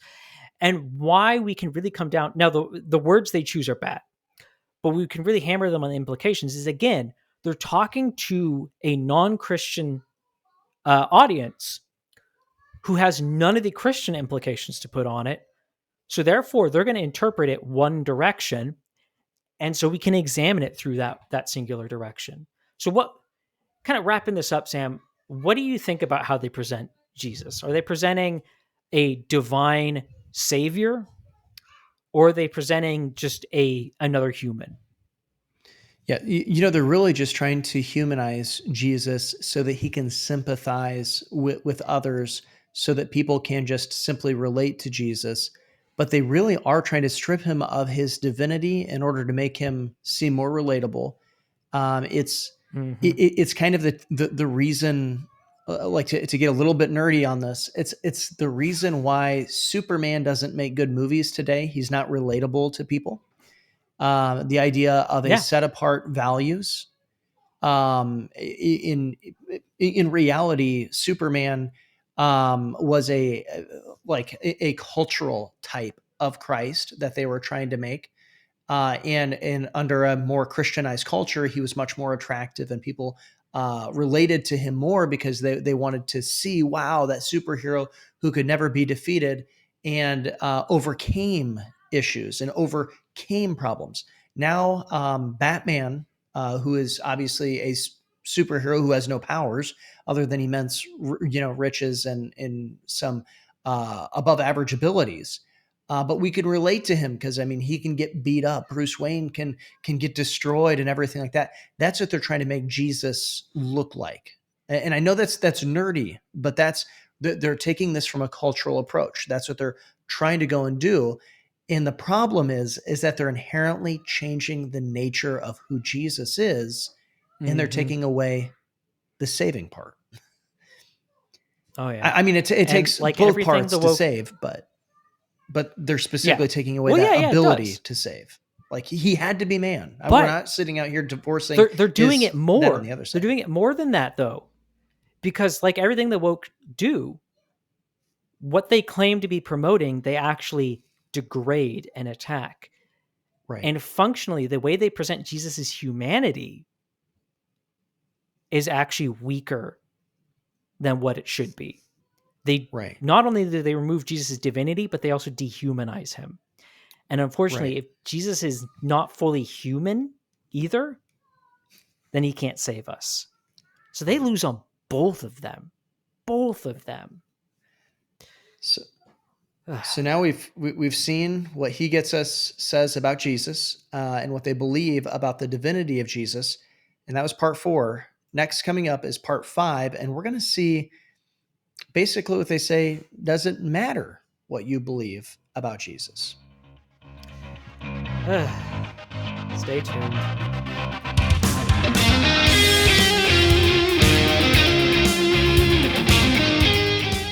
All right. Well, now we have got part 5 of He Gets Us. Does it matter what I believe about Jesus or what you believe about Jesus? That's the question that we really need to answer of what He Gets Us says, because we've seen what they've Mm-hmm. said about Jesus and his divinity. We've really seen how they divorced Jesus from his church. So now, do they even care what? Does it really matter even what people believe about Jesus? Well, Kyle, what say you? Well, not what do you say about this, but what do you say about what He Gets Us says? Because I know what your answer would be. Well, let's jump right in and starting off with another quote from our friend John Lee at Lerma. We start by reminding people that whether you believe that Jesus was God or a prophet or just a man, his story demonstrates that we are capable of this miracle of unconditional love, and that the pursuit of Jesus is a lifelong journey to perfecting that love. So let's give another It's got quote. problems. That's got a lot of problems. um, let's give another quote from John Lee Lerma, from Lerma. Um, Jesus was an inspiring and human figure that we can learn a lot from, regardless of what your beliefs are. Now, I think these two quotes really go together because the big thing as to what he's Yeah. saying, wouldn't you say, Kyle, is it doesn't really matter what you believe about Jesus. And the whole thing is that we're just trying to follow the example of Jesus. And I know we talked about this just a little bit last episode when I asked the question of where I said it seems like they're getting rid of substitutionary atonement. Once again, these quotes really aim at the idea that substitutionary atonement doesn't matter. It's really just an example. Yeah. Yeah. At the minimum, the bare minimum, they're actively hiding it. Right. Not just like presenting a weak presentation or a weak gospel. No, they're actively hiding it. They're trying to bury it. This little light of mine, they heard that song backwards because they've hid it under everything they can find. Right. Right. Well, let's continue on. He Gets Us is a diverse group of Jesus followers with a wide variety of faith journeys and lived experiences. Our work represents the input from Christians who believe that Jesus is the Son of God, as well as many others, though not Christian, share a deep admiration for the man that Jesus was, and we are deeply inspired and curious to explore his story. That's from He Gets Us official documents. Sam, just read the next one and then we'll make a comment. No matter what you believe about God or Christianity, consider this. What might we learn today from a person like Jesus? He Gets Us. Kyle, I don't know if I can do this. It's so like it hurts. It legitimately hurts to hear some of the things they're saying. Like I said earlier, I mean, they're making pretty blasphemous implications. They're hiding the gospel. I don't know who this Jesus is, but this is important. Why it's important to study the true Jesus so you can see the fakes that are out there. But I mean, they admit that they have non-Christians that are working on this that are. They really emphasize. It's like every time they say it, there's this stressing on that he was a man. They don't just have admiration for Jesus. They have admiration for Jesus, the man. Well, of course the non-Christians have admiration for Jesus, the man, because they reject Jesus, the God. But unfortunately, that means you reject all of Jesus. Right. And that's, it's almost like it's a campaign. Oh, it is. But a campaign to get people to just see Jesus as a guy, as a man. He's just like you. Like that's really. Hey, man, Jesus is just another one of the guys. I guess you could say their campaign is He Gets Us. It's brilliant campaigning. I'll be honest. It is brilliant campaigning. The problem is that they're just campaigning for somebody who's not described in the Bible, for a Jesus who's not there. Yeah.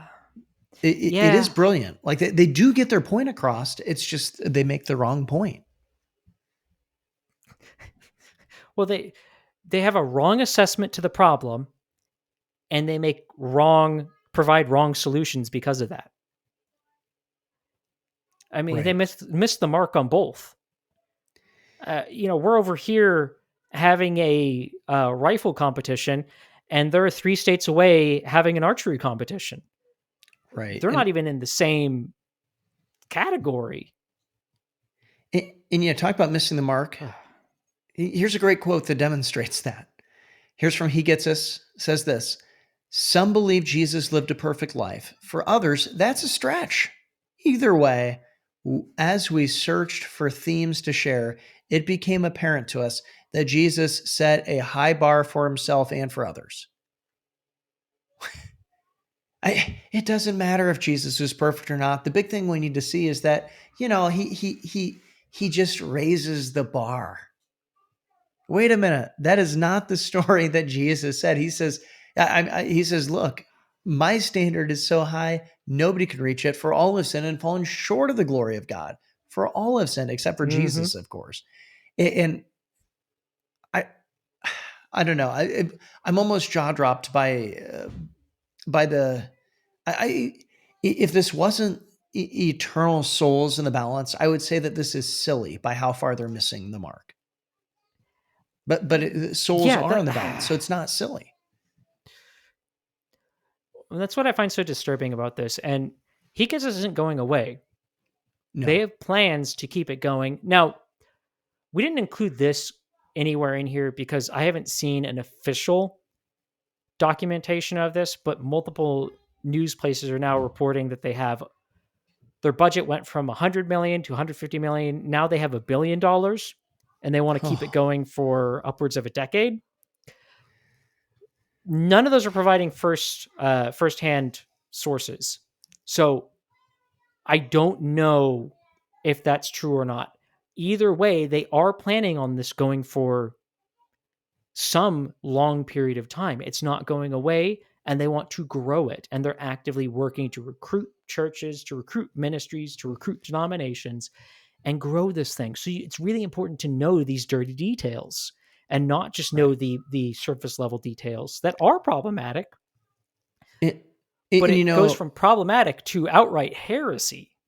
right. And we don't have time to discuss this, obviously, on this podcast, but this really does make sense strategically for them to do that, to have this He Gets Us as kind of this coalition that's more of a neo-Gnostic coalition, and that's more openly woke, because it would be somewhat of a Mm-hmm. natural step from the woke of the gospel coalition, which was a lot more weighted on the intellectual. This is going to be a lot more weighted on the people in the pews. We're going to reach you with Super Bowl ads, and we're going to start this Mm-hmm. coalition of He Gets Us that is going to be just this woke machine that moves forward. Well, It yeah. really does make sense strategically that they would Yep. shift away from the gospel coalition.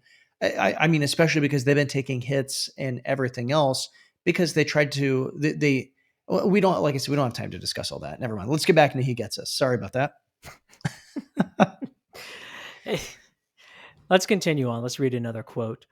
He Gets Us simply invites all to consider the story of a man who created a radical love movement that continues to impact the world thousands of years later. Many churches focus on Jesus' experiences, but you don't have to go to church or even believe in Christianity to find value in them. Whether you consider yourself a Christian, a believer in another faith, a spiritual explorer, or not religious or spiritual in any way, we invite you to hear about Jesus and be inspired by his example. Now, and I think they would probably make this defense that we're just casting a broad net. But is added together with everything else we've already looked at, and no, I think that's pretty well destroyed. But even in this, Sam, I mean, are they casting a broad net, or are they just lowering the bar off of salvation and onto just inspiration? I don't even know. I think in attempting to cast a broad net, they ended up setting up a chain link fence and tried to keep a mosquito out. And not only can the mosquito fly over it, but it can fly right through it. Like, I mean, they're not catching anything with this. They are Mm-hmm. changing the gospel from Jesus died on the cross for our sins, was buried, he rose again the third day to provide a way of salvation for all who would believe, to, hey, this Jesus guy's pretty cool. He can inspire you. You could have a quote for Jesus. I Yeah. I mean, that's really what they've moved to. I mean, this is just a marketing ploy of positivity. Trying to go and say, it doesn't matter what you believe, doesn't matter what your identity is, doesn't matter anything. You just have to kind of, we just want to make sure you're exposed to a quote from Jesus. And that's what they're calling it. It's not good. It's not good here. And No. we got another quote on this, and then we really get to see a little bit on what is the gospel, according to them. But this is what He Gets Us says. For some people, that inspiration might evoke curiosity about what Jesus taught.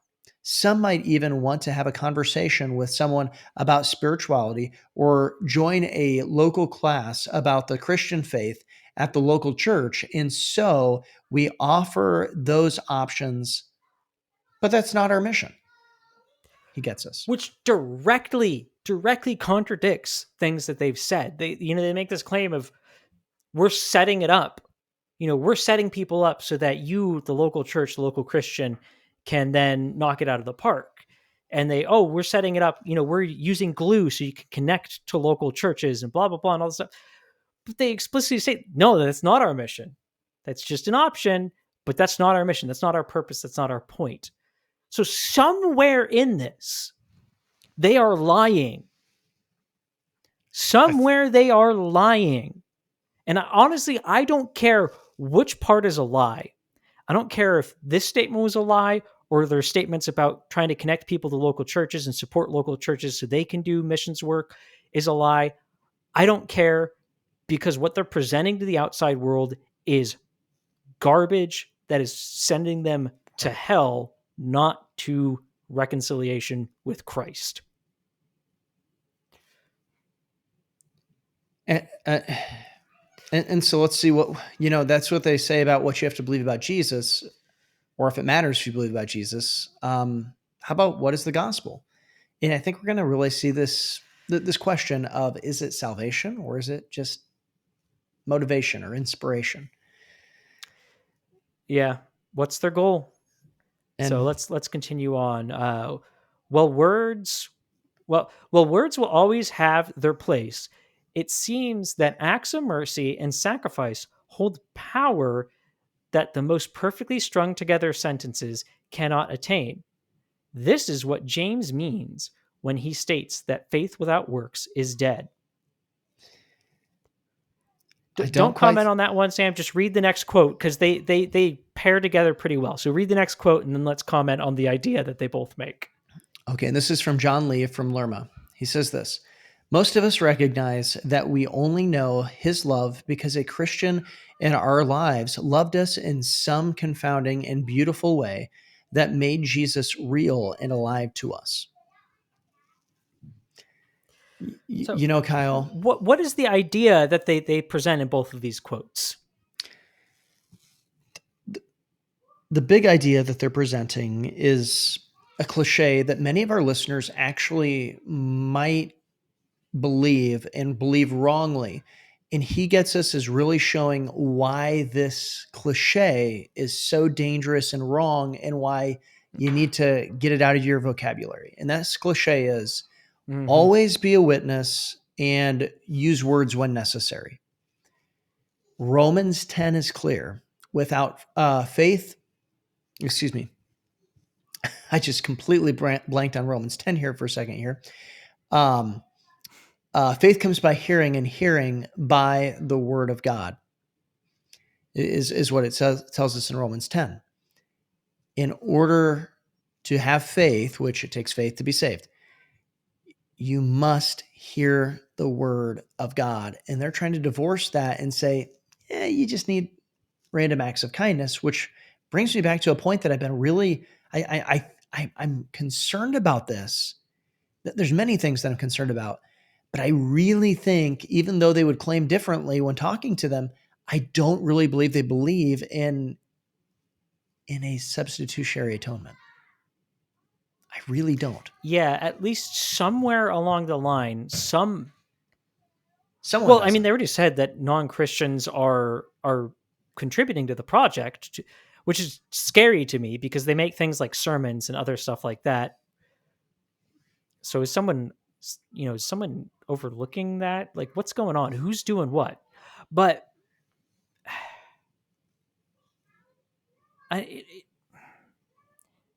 I'm trying to wrap my mind around this, and I can't. Right. Because somewhere along the line, there are people that obviously do not believe in the true gospel. They do not believe in penal substitutionary atonement, that that's the way of salvation.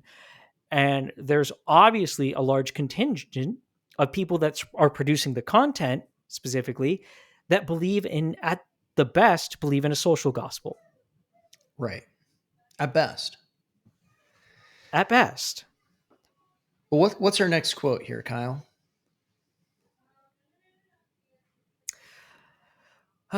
Okay. Knowing his days on earth were numbered, Jesus entrusted his ministry to these men and women. And the message was simple: love each other so that the world can know me. And that's from He Gets Us itself. All right, Now, here's is there another. yeah, go ahead. Here's another quote.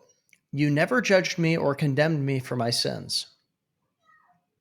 Thank you for entrusting me with your perfect love for others. Help me to avoid judging people or condemning people, but let me be ready to share your love with them in every moment. He gets us. Go for it, Kyle. Aww. Well, on the quote I read, they're obviously echoing. There's a specific verse that they're. Oh, actually, there's a couple that they're echoing. But you will know, the world will know that you're my disciples by your love for one another.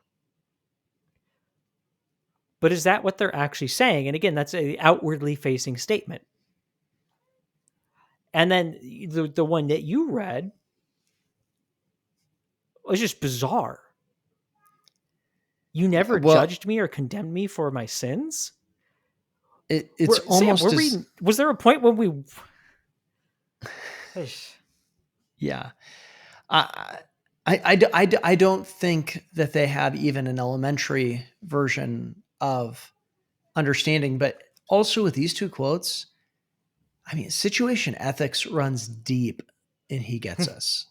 In the historic term of Fletcher putting an emphasis on love and making morality be judged by love. And you can see that here. It's not based on holiness. It's not based on God's moral standard. It's based on the mushy gushy feelings.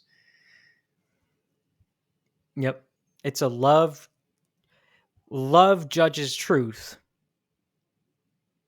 And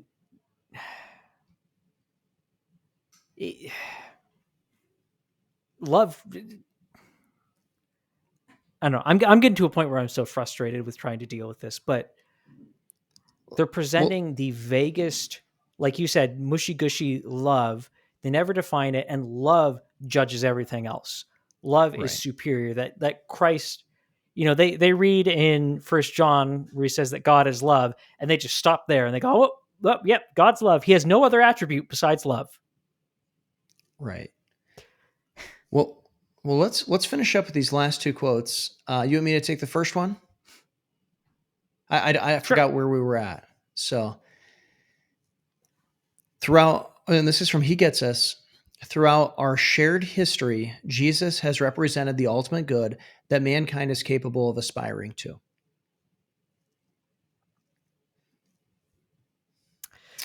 Let's continue on.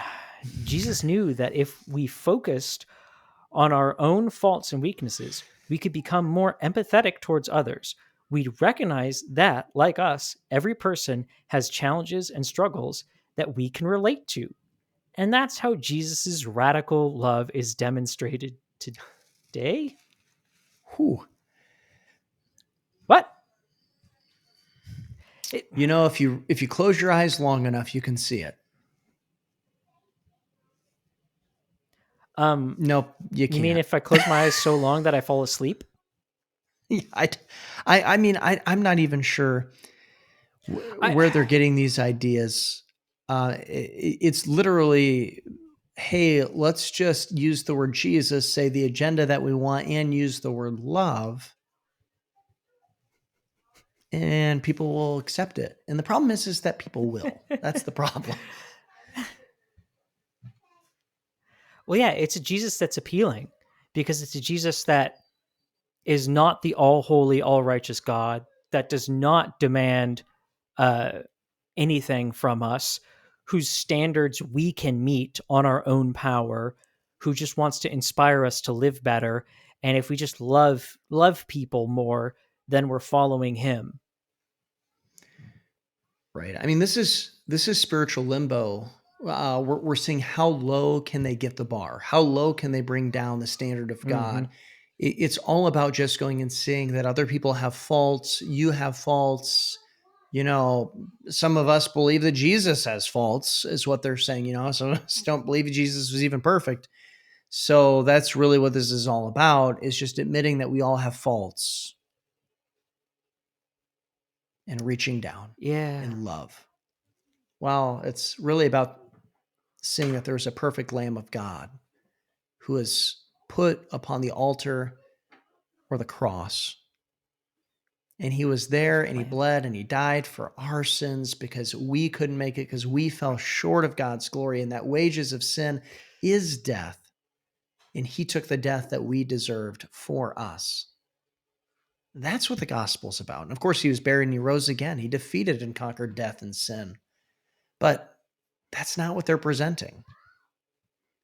They're missing the true demonstration of love that Romans 5:8 tells us. Yeah. And could that be because they have a different understanding of reality than the Bible presents? Could that be because they operate within a more woke framework? I think it could be. I think I'm getting convinced now. But that's part 5 for He Gets Us. Part 6, we're going to see, really, if you haven't seen it yet, how they really push Jesus to be a social justice warrior, and really the construct of the Bible to be a social justice warrior handbook. So stick with us for part 6.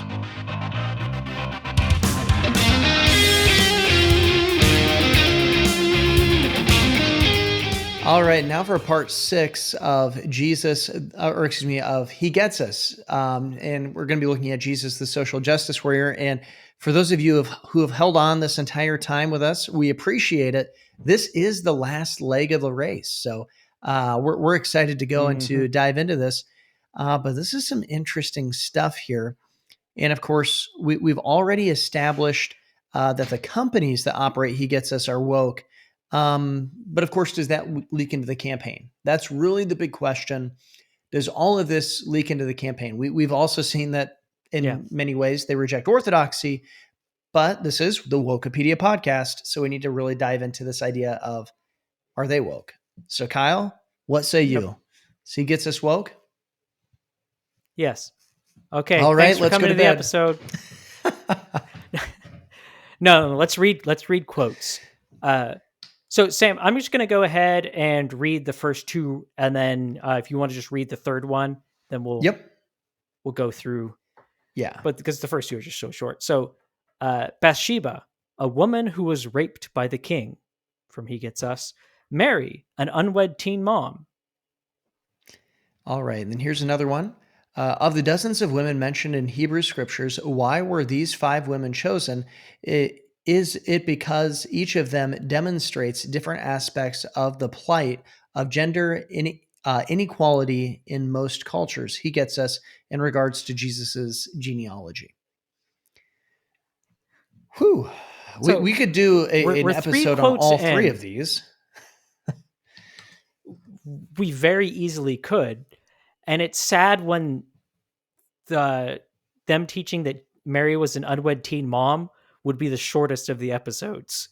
That's when you know we're into pretty bizarre territory. But we need to at least comment on and kill these ideas and show why they're woke. Yep. I mean, the whole Bathsheba was raped thing, 100% a believe all women, a Me Too idea. The text, here's the key thing. I teach a college group at my church. I teach a hermeneutics class with them. We actually looked at that story and asked that question and just ripped the text apart to see what the text says. The text in nowhere supports that conclusion at all, to the point where it's not just not mentioned, so it's in the realm of speculation, but to the realm where that is bad speculation. You are injecting something onto the text that the text goes so far against that you cannot state that even as a hypothetical. Right. It just is not there. There are problems. David sins. David has a whole bunch of sin in that story. Of course. but rape is not one of them. Now, does he abuse his power as king? Yeah. Yes, in more than one way. In that he abuses it to kill one of his closest friends. He uses it to try and cover up his sin. He does use it in initiating the encounter with Bathsheba, but again, the text is not presented in a way of rape. Right. And we could go into that. We probably should go into that at some point, but let's continue on. Any short comments, because apparently mine comments there were short, but any short comments on Mary as an unwed teen mom? I know you did mention this earlier in an earlier part, but Yeah. refresh people's minds. Yeah. So we did talk about this earlier. I think it was in either part 1 or part 2. But Mary is an unwed teen mom. Well, sure, she was a teen mom, and unwed, it probably really wouldn't fit because by the time Jesus was birthed, No. she was married. But also within that cultural context, she wasn't at an unusual time to have children. She was very much in line with the time to have children as to when they had kids. And so this is really forcing our culture upon the Bible. It's not compatible at all as to what the story is really giving. That's not the point of the Christmas story, of the Christmas account. No. Is that it's not even a sub point. It's not even there that Mary is an unwed teen mom. Like that's not there. Like that's, well, you can kind of, like I said, you can kind of make some of those. You can kind of make some of those points, but that's not. It doesn't relate vaguely. Right. It doesn't relate. But the Jews wouldn't even look at her in this, with the way we use the term unwed. Would the Jews look at her in that same way as someone who was engaged? No, I mean it was a legitimate commitment that took divorce in order to go and to break that commitment. But also by the time that they made it to Bethlehem, they were married. Like, well, like this wasn't a thing. This was a thing that when Jesus was born, people went back and started doing the math and were like, wait a minute, I don't think they were married when that happened. But it probably wasn't a thing where Mary was showing and that people realized that she was pregnant within the community before her and Joseph got married. It's adding so much speculation, just heavy speculation, to then present Mary as this weak victim who we should like have sympathy for, when what are Mary's words herself? I mean, she's just like, man, I'm blessed and all generations are going to know that I'm blessed. Right. Like she knows how big of a deal it is. Right. Well, she's such a phenomenal example of faith. Absolutely phenomenal. Behold, the maidservant of the Lord. Now, frustrates also, me when they do this. The whole thing where of the dozens of women mentioned in Hebrew scriptures, why are these 5 women chosen? It is because each of them demonstrates different aspects of the plight of gender inequality in most cultures. He gets us in regard to Jesus's genealogy. We read that one. I don't think that's why they're there. No, I mean they present that as a question, but it's not presented as a legitimate question. It's a rhetorical question, right? And in reality, I think a lot of the ones that they're going and talking about, because like Rahab would be one that obviously they'd be pointing out in this. Ruth would be another. I believe that the greater point is to show that Jesus's intention was always to save the Gentiles. Though the Jews are God's chosen people, the intention is that God would save the Gentiles, and that is part of that. But I mean that would take like a whole podcast to really develop all of this. But it's not to show the plight of gender inequality. Like what? That has, yeah. In fact, they would probably go through the stories of those people and go and talk about like how terrible of a life that these ladies had and stuff like that in wrong ways. But nonetheless, let's Okay, let's let's move on to the continue on. Samaritans. Yeah, so Samaritans were considered almost subhuman by most Jewish people at the time because of their racial impurity. Okay, so Sam, I know that part of the issue with the Samaritans is that they were part Jew mixed with the pagans that the Assyrians moved into the land to repopulate it, and that caused tension. But was the tension over, well, we'll ignore the fact that they used race and how problematic that is, but is the tension over ethnicity? Is that the issue that's going on between the Jews and the Samaritans? Not really. I mean, I'm sure that there's some of that comes in with the culture, but can I just point out the obvious with this?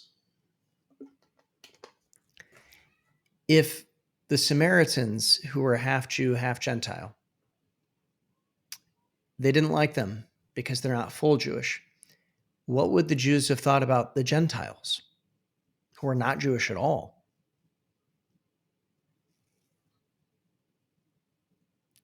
Like, and why then not use that example? Because this isn't as much about race as it is, about Northern Kingdom, Southern Kingdom, the worshipers of those of gods up here and worshiper down here in Jerusalem. In that, I mean, this is Hatfield and McCoy kind of an idea. Yeah, and they do this constantly. They bring up the story of the Good Samaritan at one point, and 3 times in bringing it up, just a very short description of it, they mention race 3 times, and including that one of Jesus' main points was to include racial tension. But it's not primarily and fundamentally, it's not a ethnicity issue. Primarily and fundamentally, it's a religious issue. Right. And there's huge questions of, are the Samaritans really Jews or not? And can they worship in the temple like a Jew? And do we need to keep ourselves pure from the Samaritans? And obviously the Jews, there's also a lot of pride in there as well, because the Southern Kingdom versus the Northern Kingdom got deposed, and then you get the Samaritans forming from that, and then the Southern Kingdom kind of retains their Jewishness more, and when the exiles return, they can trace their lineage better. So there's a lot of complex history there. But to say racism, like, misses the point by 1,000 miles. Right. And anyway, in this argument, as pointed out with the story of the woman at the well, who was a Samaritan, because she goes and she says, ask Jesus, where are we to worship?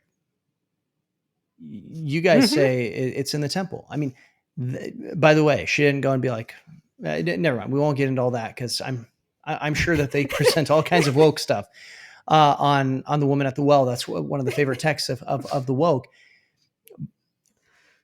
But that was her question: where are we to worship? But let's continue on here.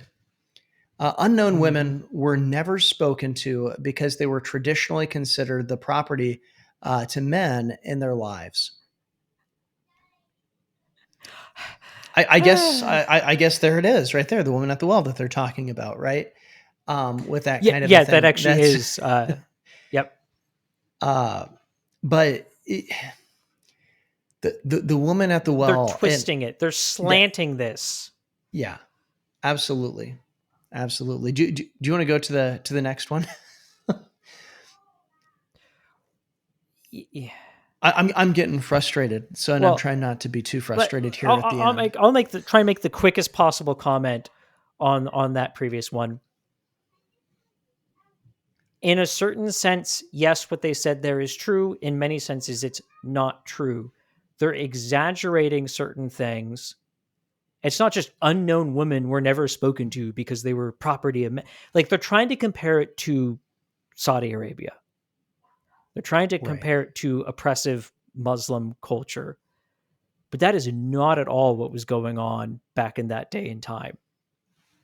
And just because somebody was, a young unmarried woman was under the authority of her father, and random guys, it'd be considered culturally taboo for a random guy to start chatting her up because it would be considered sort of a sign of like courtship interest type thing. Mm-hmm. Doesn't mean that there's this oppressive ownership from the father.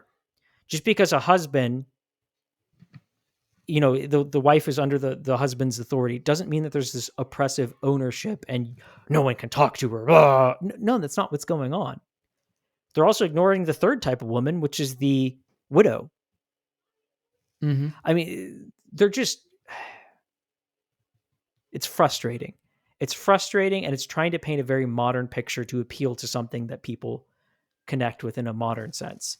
Continuing on, what would the world look like if we loudly proclaimed together that the love for others, the compassion for another's lived experience, the empathy for their position, and the respect for their dignity were the most important values we could hold?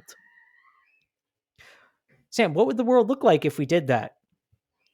Because I think we're getting a picture of that from the wokeification of the United States. Yeah, I mean, I was going to And say, it's starting to look very cruel. I think we'd have a Woketopia. And you're right, it is very cruel, and it's not a utopia. No, But it ends up becoming the opposite of what they claim it's supposed to be. right. So that's just kind of some of the social justice that they bring out. But what about Jesus specifically? Do they present Jesus as a social justice warrior? Mm-hmm. So this one's from John Lee. We've quoted him quite a bit. He's from Lerma. And that's because he gives so many great quotes. And here's another one. Jesus was a refugee as an infant. He experienced anxiety in the Garden of Gethsemane.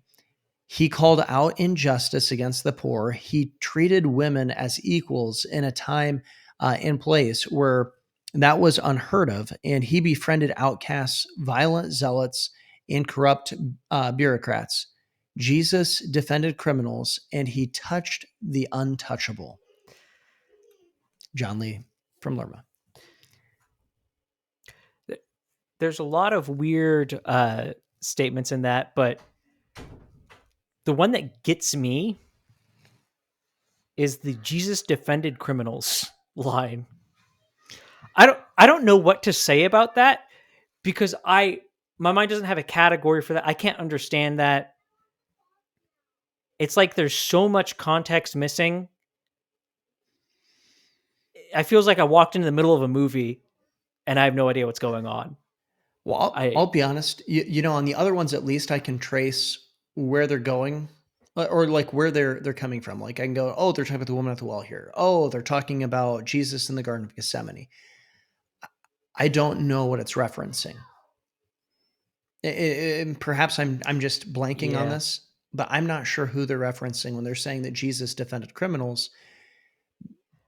But you're right that this is a big thing because what they're not understanding is the legal system of laws and higher laws. Of course, I would defend somebody who is a criminal in the sense of if they criminalize Christianity or something that's good.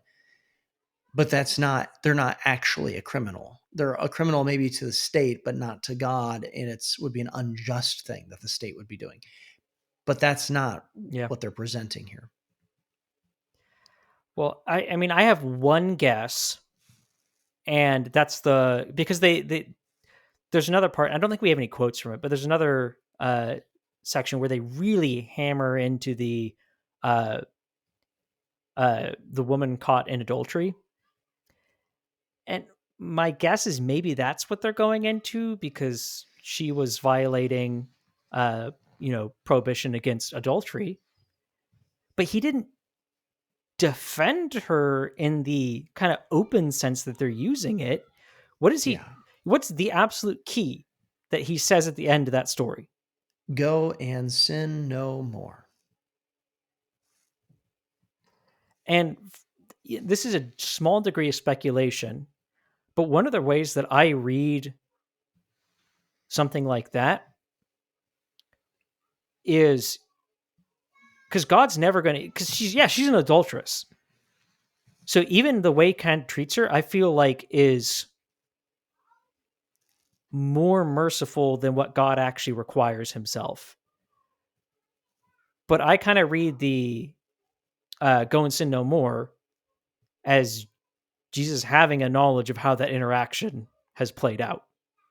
And that the outcome might be that she is likely that she is not going to sin no more. The likely outcome is that she is believing in him. Right. But And that's partially just speculation, and it doesn't actually even affect it. no. But Because I have faith in Jesus that he handled the situation correctly. Yeah. But he's not just openly defending her. Sam, is he defending her sin? No, he's definitely not defending her sin. And the other thing is that it would be hard pressed to call her a criminal, because under Jewish law, there would need to be another witness. That you would have had to bring the one who she was caught in adultery with. And so, in the technical sense of that, she wouldn't even be considered a criminal at that point. And that's why they were trying to get this, because they're probably taking a naked woman in the middle of the street, throwing her in front of Jesus and saying, "See, look, she's obviously been caught in adultery. Should we go and stone her?" Which would go against the Roman law at the time, because they didn't have the authority to put someone to death. I mean, there's so many complexities of they were this. trying to trap Jesus. Right. And instead, Jesus just, wrote something in the dirt. We don't know what he wrote, but he got everybody to run away. And then he tells the woman, "Go and sin no more." But he found a clever way to defeat their hypocrisy. Right. Let's keep going though. What's the next quote that they have for it, that we have down for him? Jesus rallied for justice too. Specifically, that was picked from Lerma, but it was just an example of their He Gets Us ads. Yeah. So here's another one. Rallied for justice too. Yeah. See, they're trying to get continue. you to do something. He crossed racial boundaries to the shock of many around him. He gets us. And again, this goes into the whole Samaritan thing. We're not going to rehash that again. They're definitely, again, just keep in mind, they're tweaking things to try and poke at a modern concept within it and not take the reality of what's going on or the totality of what's going on. They're also injecting race and not having any understanding of what that word means, rather than going to a biblical understanding of ethnos. Next quote. They called him a friend of sinners. It was supposed to be an insult, but Jesus wore it proudly. He was a friend to everyone. And what do friends do? They eat dinner and share in each other's lives. Now, Sam, I know a lot of people, because it's a very common thing, a lot of people believe that Jesus took on the title of friend of sinner. So a lot of you listening might think that in your mind, think that somewhere Jesus affirmed that statement. But he was never, was he a friend of sinners?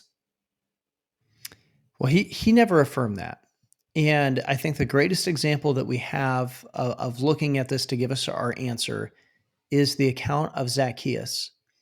And what happened with the account of Zacchaeus is that after Jesus went to his house and he ate and he dined with him, Zacchaeus came out and he said, "Look, I give half of what I have to my poor and to the poor. And if I've wronged anybody, I'm going to go and repay them 4 times as much." Zacchaeus clearly had his life turned around. There was this thing called repentance. And so in the sense of a friend does what's best for the person. Yes, Jesus was a friend in that sense, but he wasn't a friend in the sense of going and being influenced by. He wasn't going and hanging out with Zacchaeus. He was on a mission Mm-hmm. to change Zacchaeus's life. And that's Yep. He was not a companion to right. sinners. Right. He wasn't He was sitting a in the seat of friend the in the scornful. truest sense. Yeah, exactly. But he was a friend in the Right. truest sense because he called them to repentance. Right. And he never just accepted people's sin and left them there. He always called them to repentance. He didn't fellowship with sinners. Right. He met sinners and called them to repent. So But here's continuing on. Yeah, here's the next one. But the impact of being displaced always stuck with Jesus. Oh, man. We can see in his compassion towards others who are labeled as outsiders. He gets us. Just quickly, they're talking about when Jesus fled, when Joseph took Mary and Jesus and he fled to Egypt. That's what they're talking about, being displaced. And they're trying to go into it's. Mm-hmm. He wasn't a refugee. He wasn't an immigrant. He wasn't an illegal alien.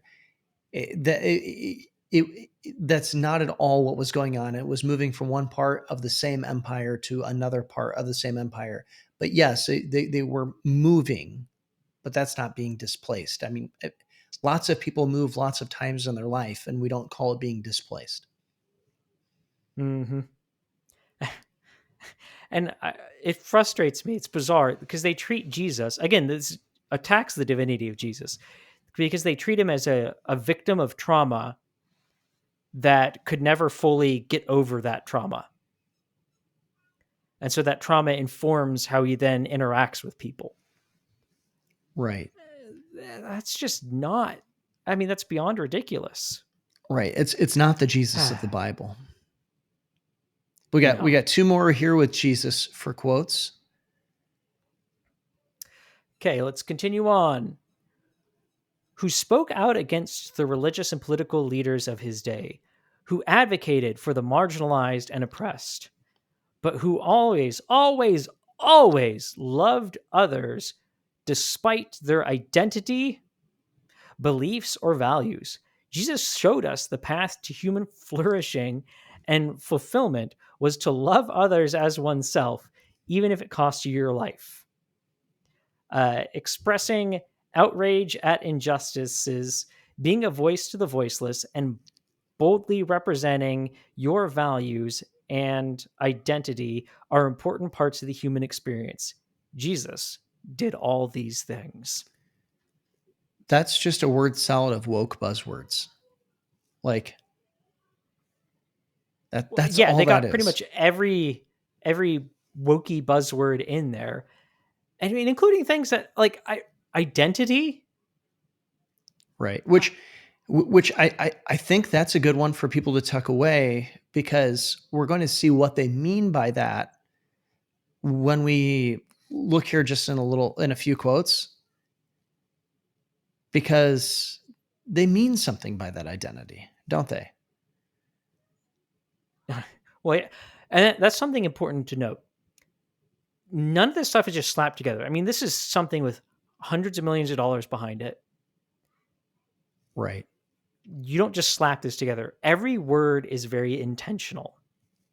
Right. And so, yeah, we can judge the words as intentional. So here's the last quote we have towards Jesus in general. He followed what he believed was his true calling to identify, to demonstrate how the tenets of his ancient faith were actually designed to translate into a movement of radical love and inclusivity.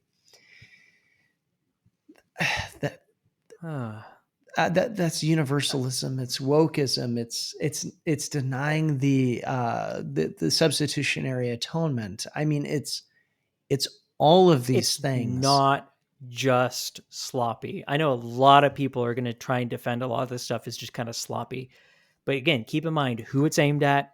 Keep in mind they claim that this has been vetted by theologians and pastors and things like that. This is tons of money. This is very intentional. And You Kyle, can't just defend it as sloppy. Right. And it'd be one thing if we put, one or two quotes and that's it. We've given dozens of quotes. So if it is sloppy, if that's your argument, then I have the question, why would you have anything to do with an organization that is that sloppy? Yeah. Because why would you have anything to do with an organization that can't get 1 + 1 = 2 right? Right. I mean, why, if you have a filet mignon on one plate and a moldy chicken nugget on the other, why would you pick up the moldy chicken nugget and eat that? I mean, but that's what you'd be arguing if you're saying that it's sloppy here. Mm-hmm. Because it would just be terrible.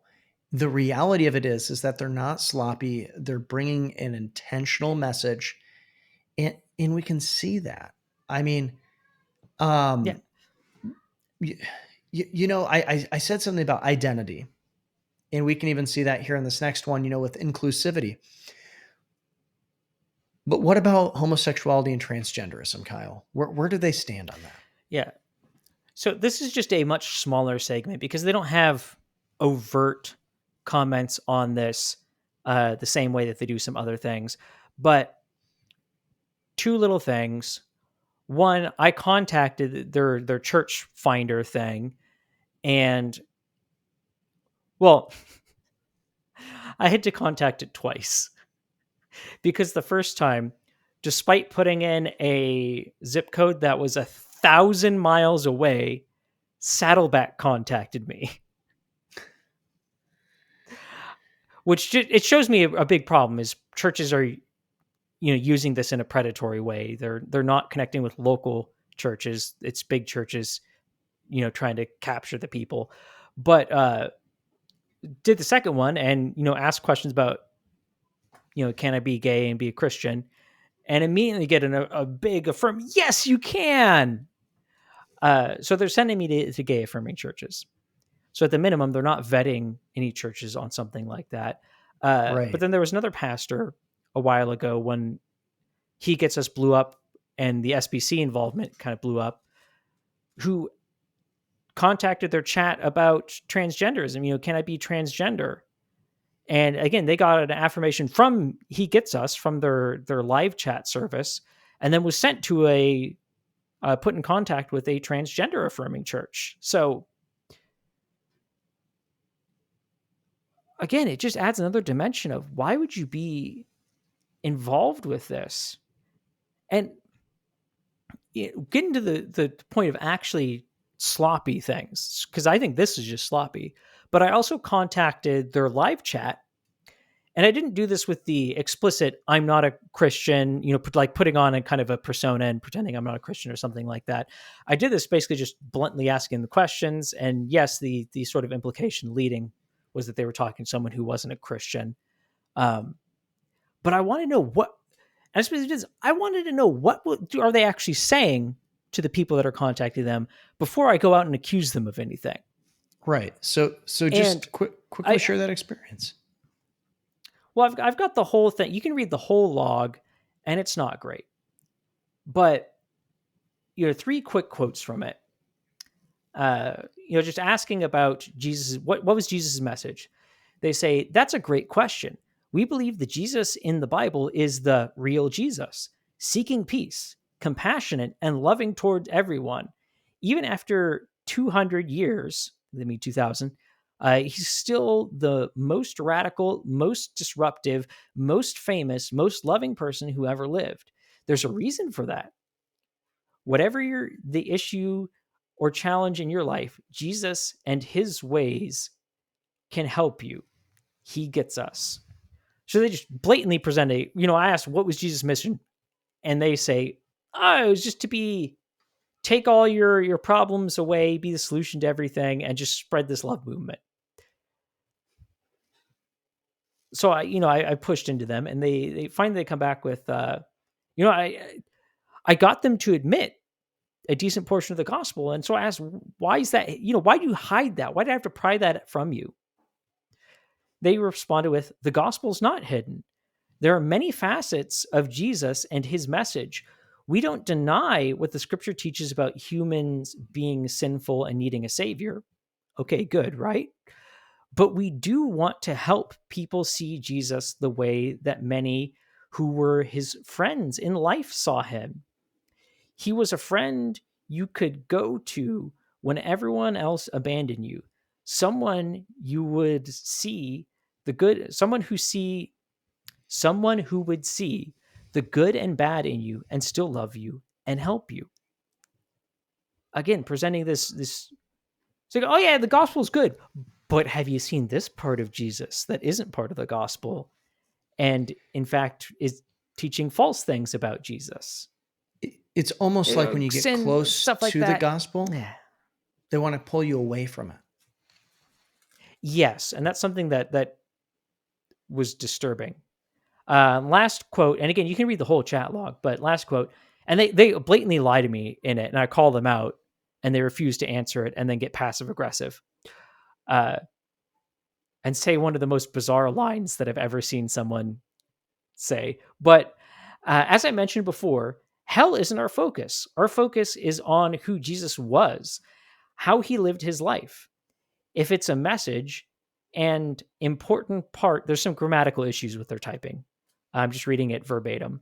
If it's a message, an important part of the gospel that many have not understood, the part of this that we have focused our ad on is Jesus' life, how he chose to spend his time among us. So, folks, even when they sort of admit the truth, they then like have to distract from it. Oh, no. Don't focus on that. We know you're basically asking us about this. You want to know. No. Just inspiration. So, Sam, I think you already summed it up. Why would you eat the moldy chicken nugget when you got filet mignon? Right. Unless you're a dog who just wants to eat the moldy chicken nugget, or a toddler. Yeah. Both of those would probably go for the moldy chicken nugget. But what's the commonality between those two? They slobber a lot. Well, yeah, they do, but they have no wisdom. That's right. They don't know better. And I think there's a couple things here just as we kind of come to this conclusion. One, we hope that this resource has been helpful for you. It is broken up into parts. We start off with a quick introduction, and then we went over really the organizations that build this in part one, that are behind He Gets Us, and the ones that are involved in it and who partner with He Gets Us. Part two is, how does He Gets Us, how do they describe the campaign themselves? So we let them say it in their own words. Part three is, of course, where they separated Jesus from the church, from his body. Part four was going over, was Jesus really God, or was he just man? And of course, we know that they err on the wrong side of that. And part five is, does it matter what I believe about Jesus? And we believe it matters. He Gets Us doesn't seem to think it matters that much. And this final part has been on Jesus as a social justice warrior, and them presenting their social justice and their wokeism. So hopefully this resource has been helpful to you. And so we're asking you to share this with as many people as you know. And we are going to get this out and break it up into a little bit more bite-sized parts, but we're giving you the whole thing right away. And so we want you to share this with others, because we want to spread the word that He Gets Us is woke. It's not a biblical gospel. And of course, they're not leading people to Jesus Christ. They're really, in many ways, pulling people away from Jesus Christ. And so we want you to help us get this word out so that people can be warned, and also so that we can go into.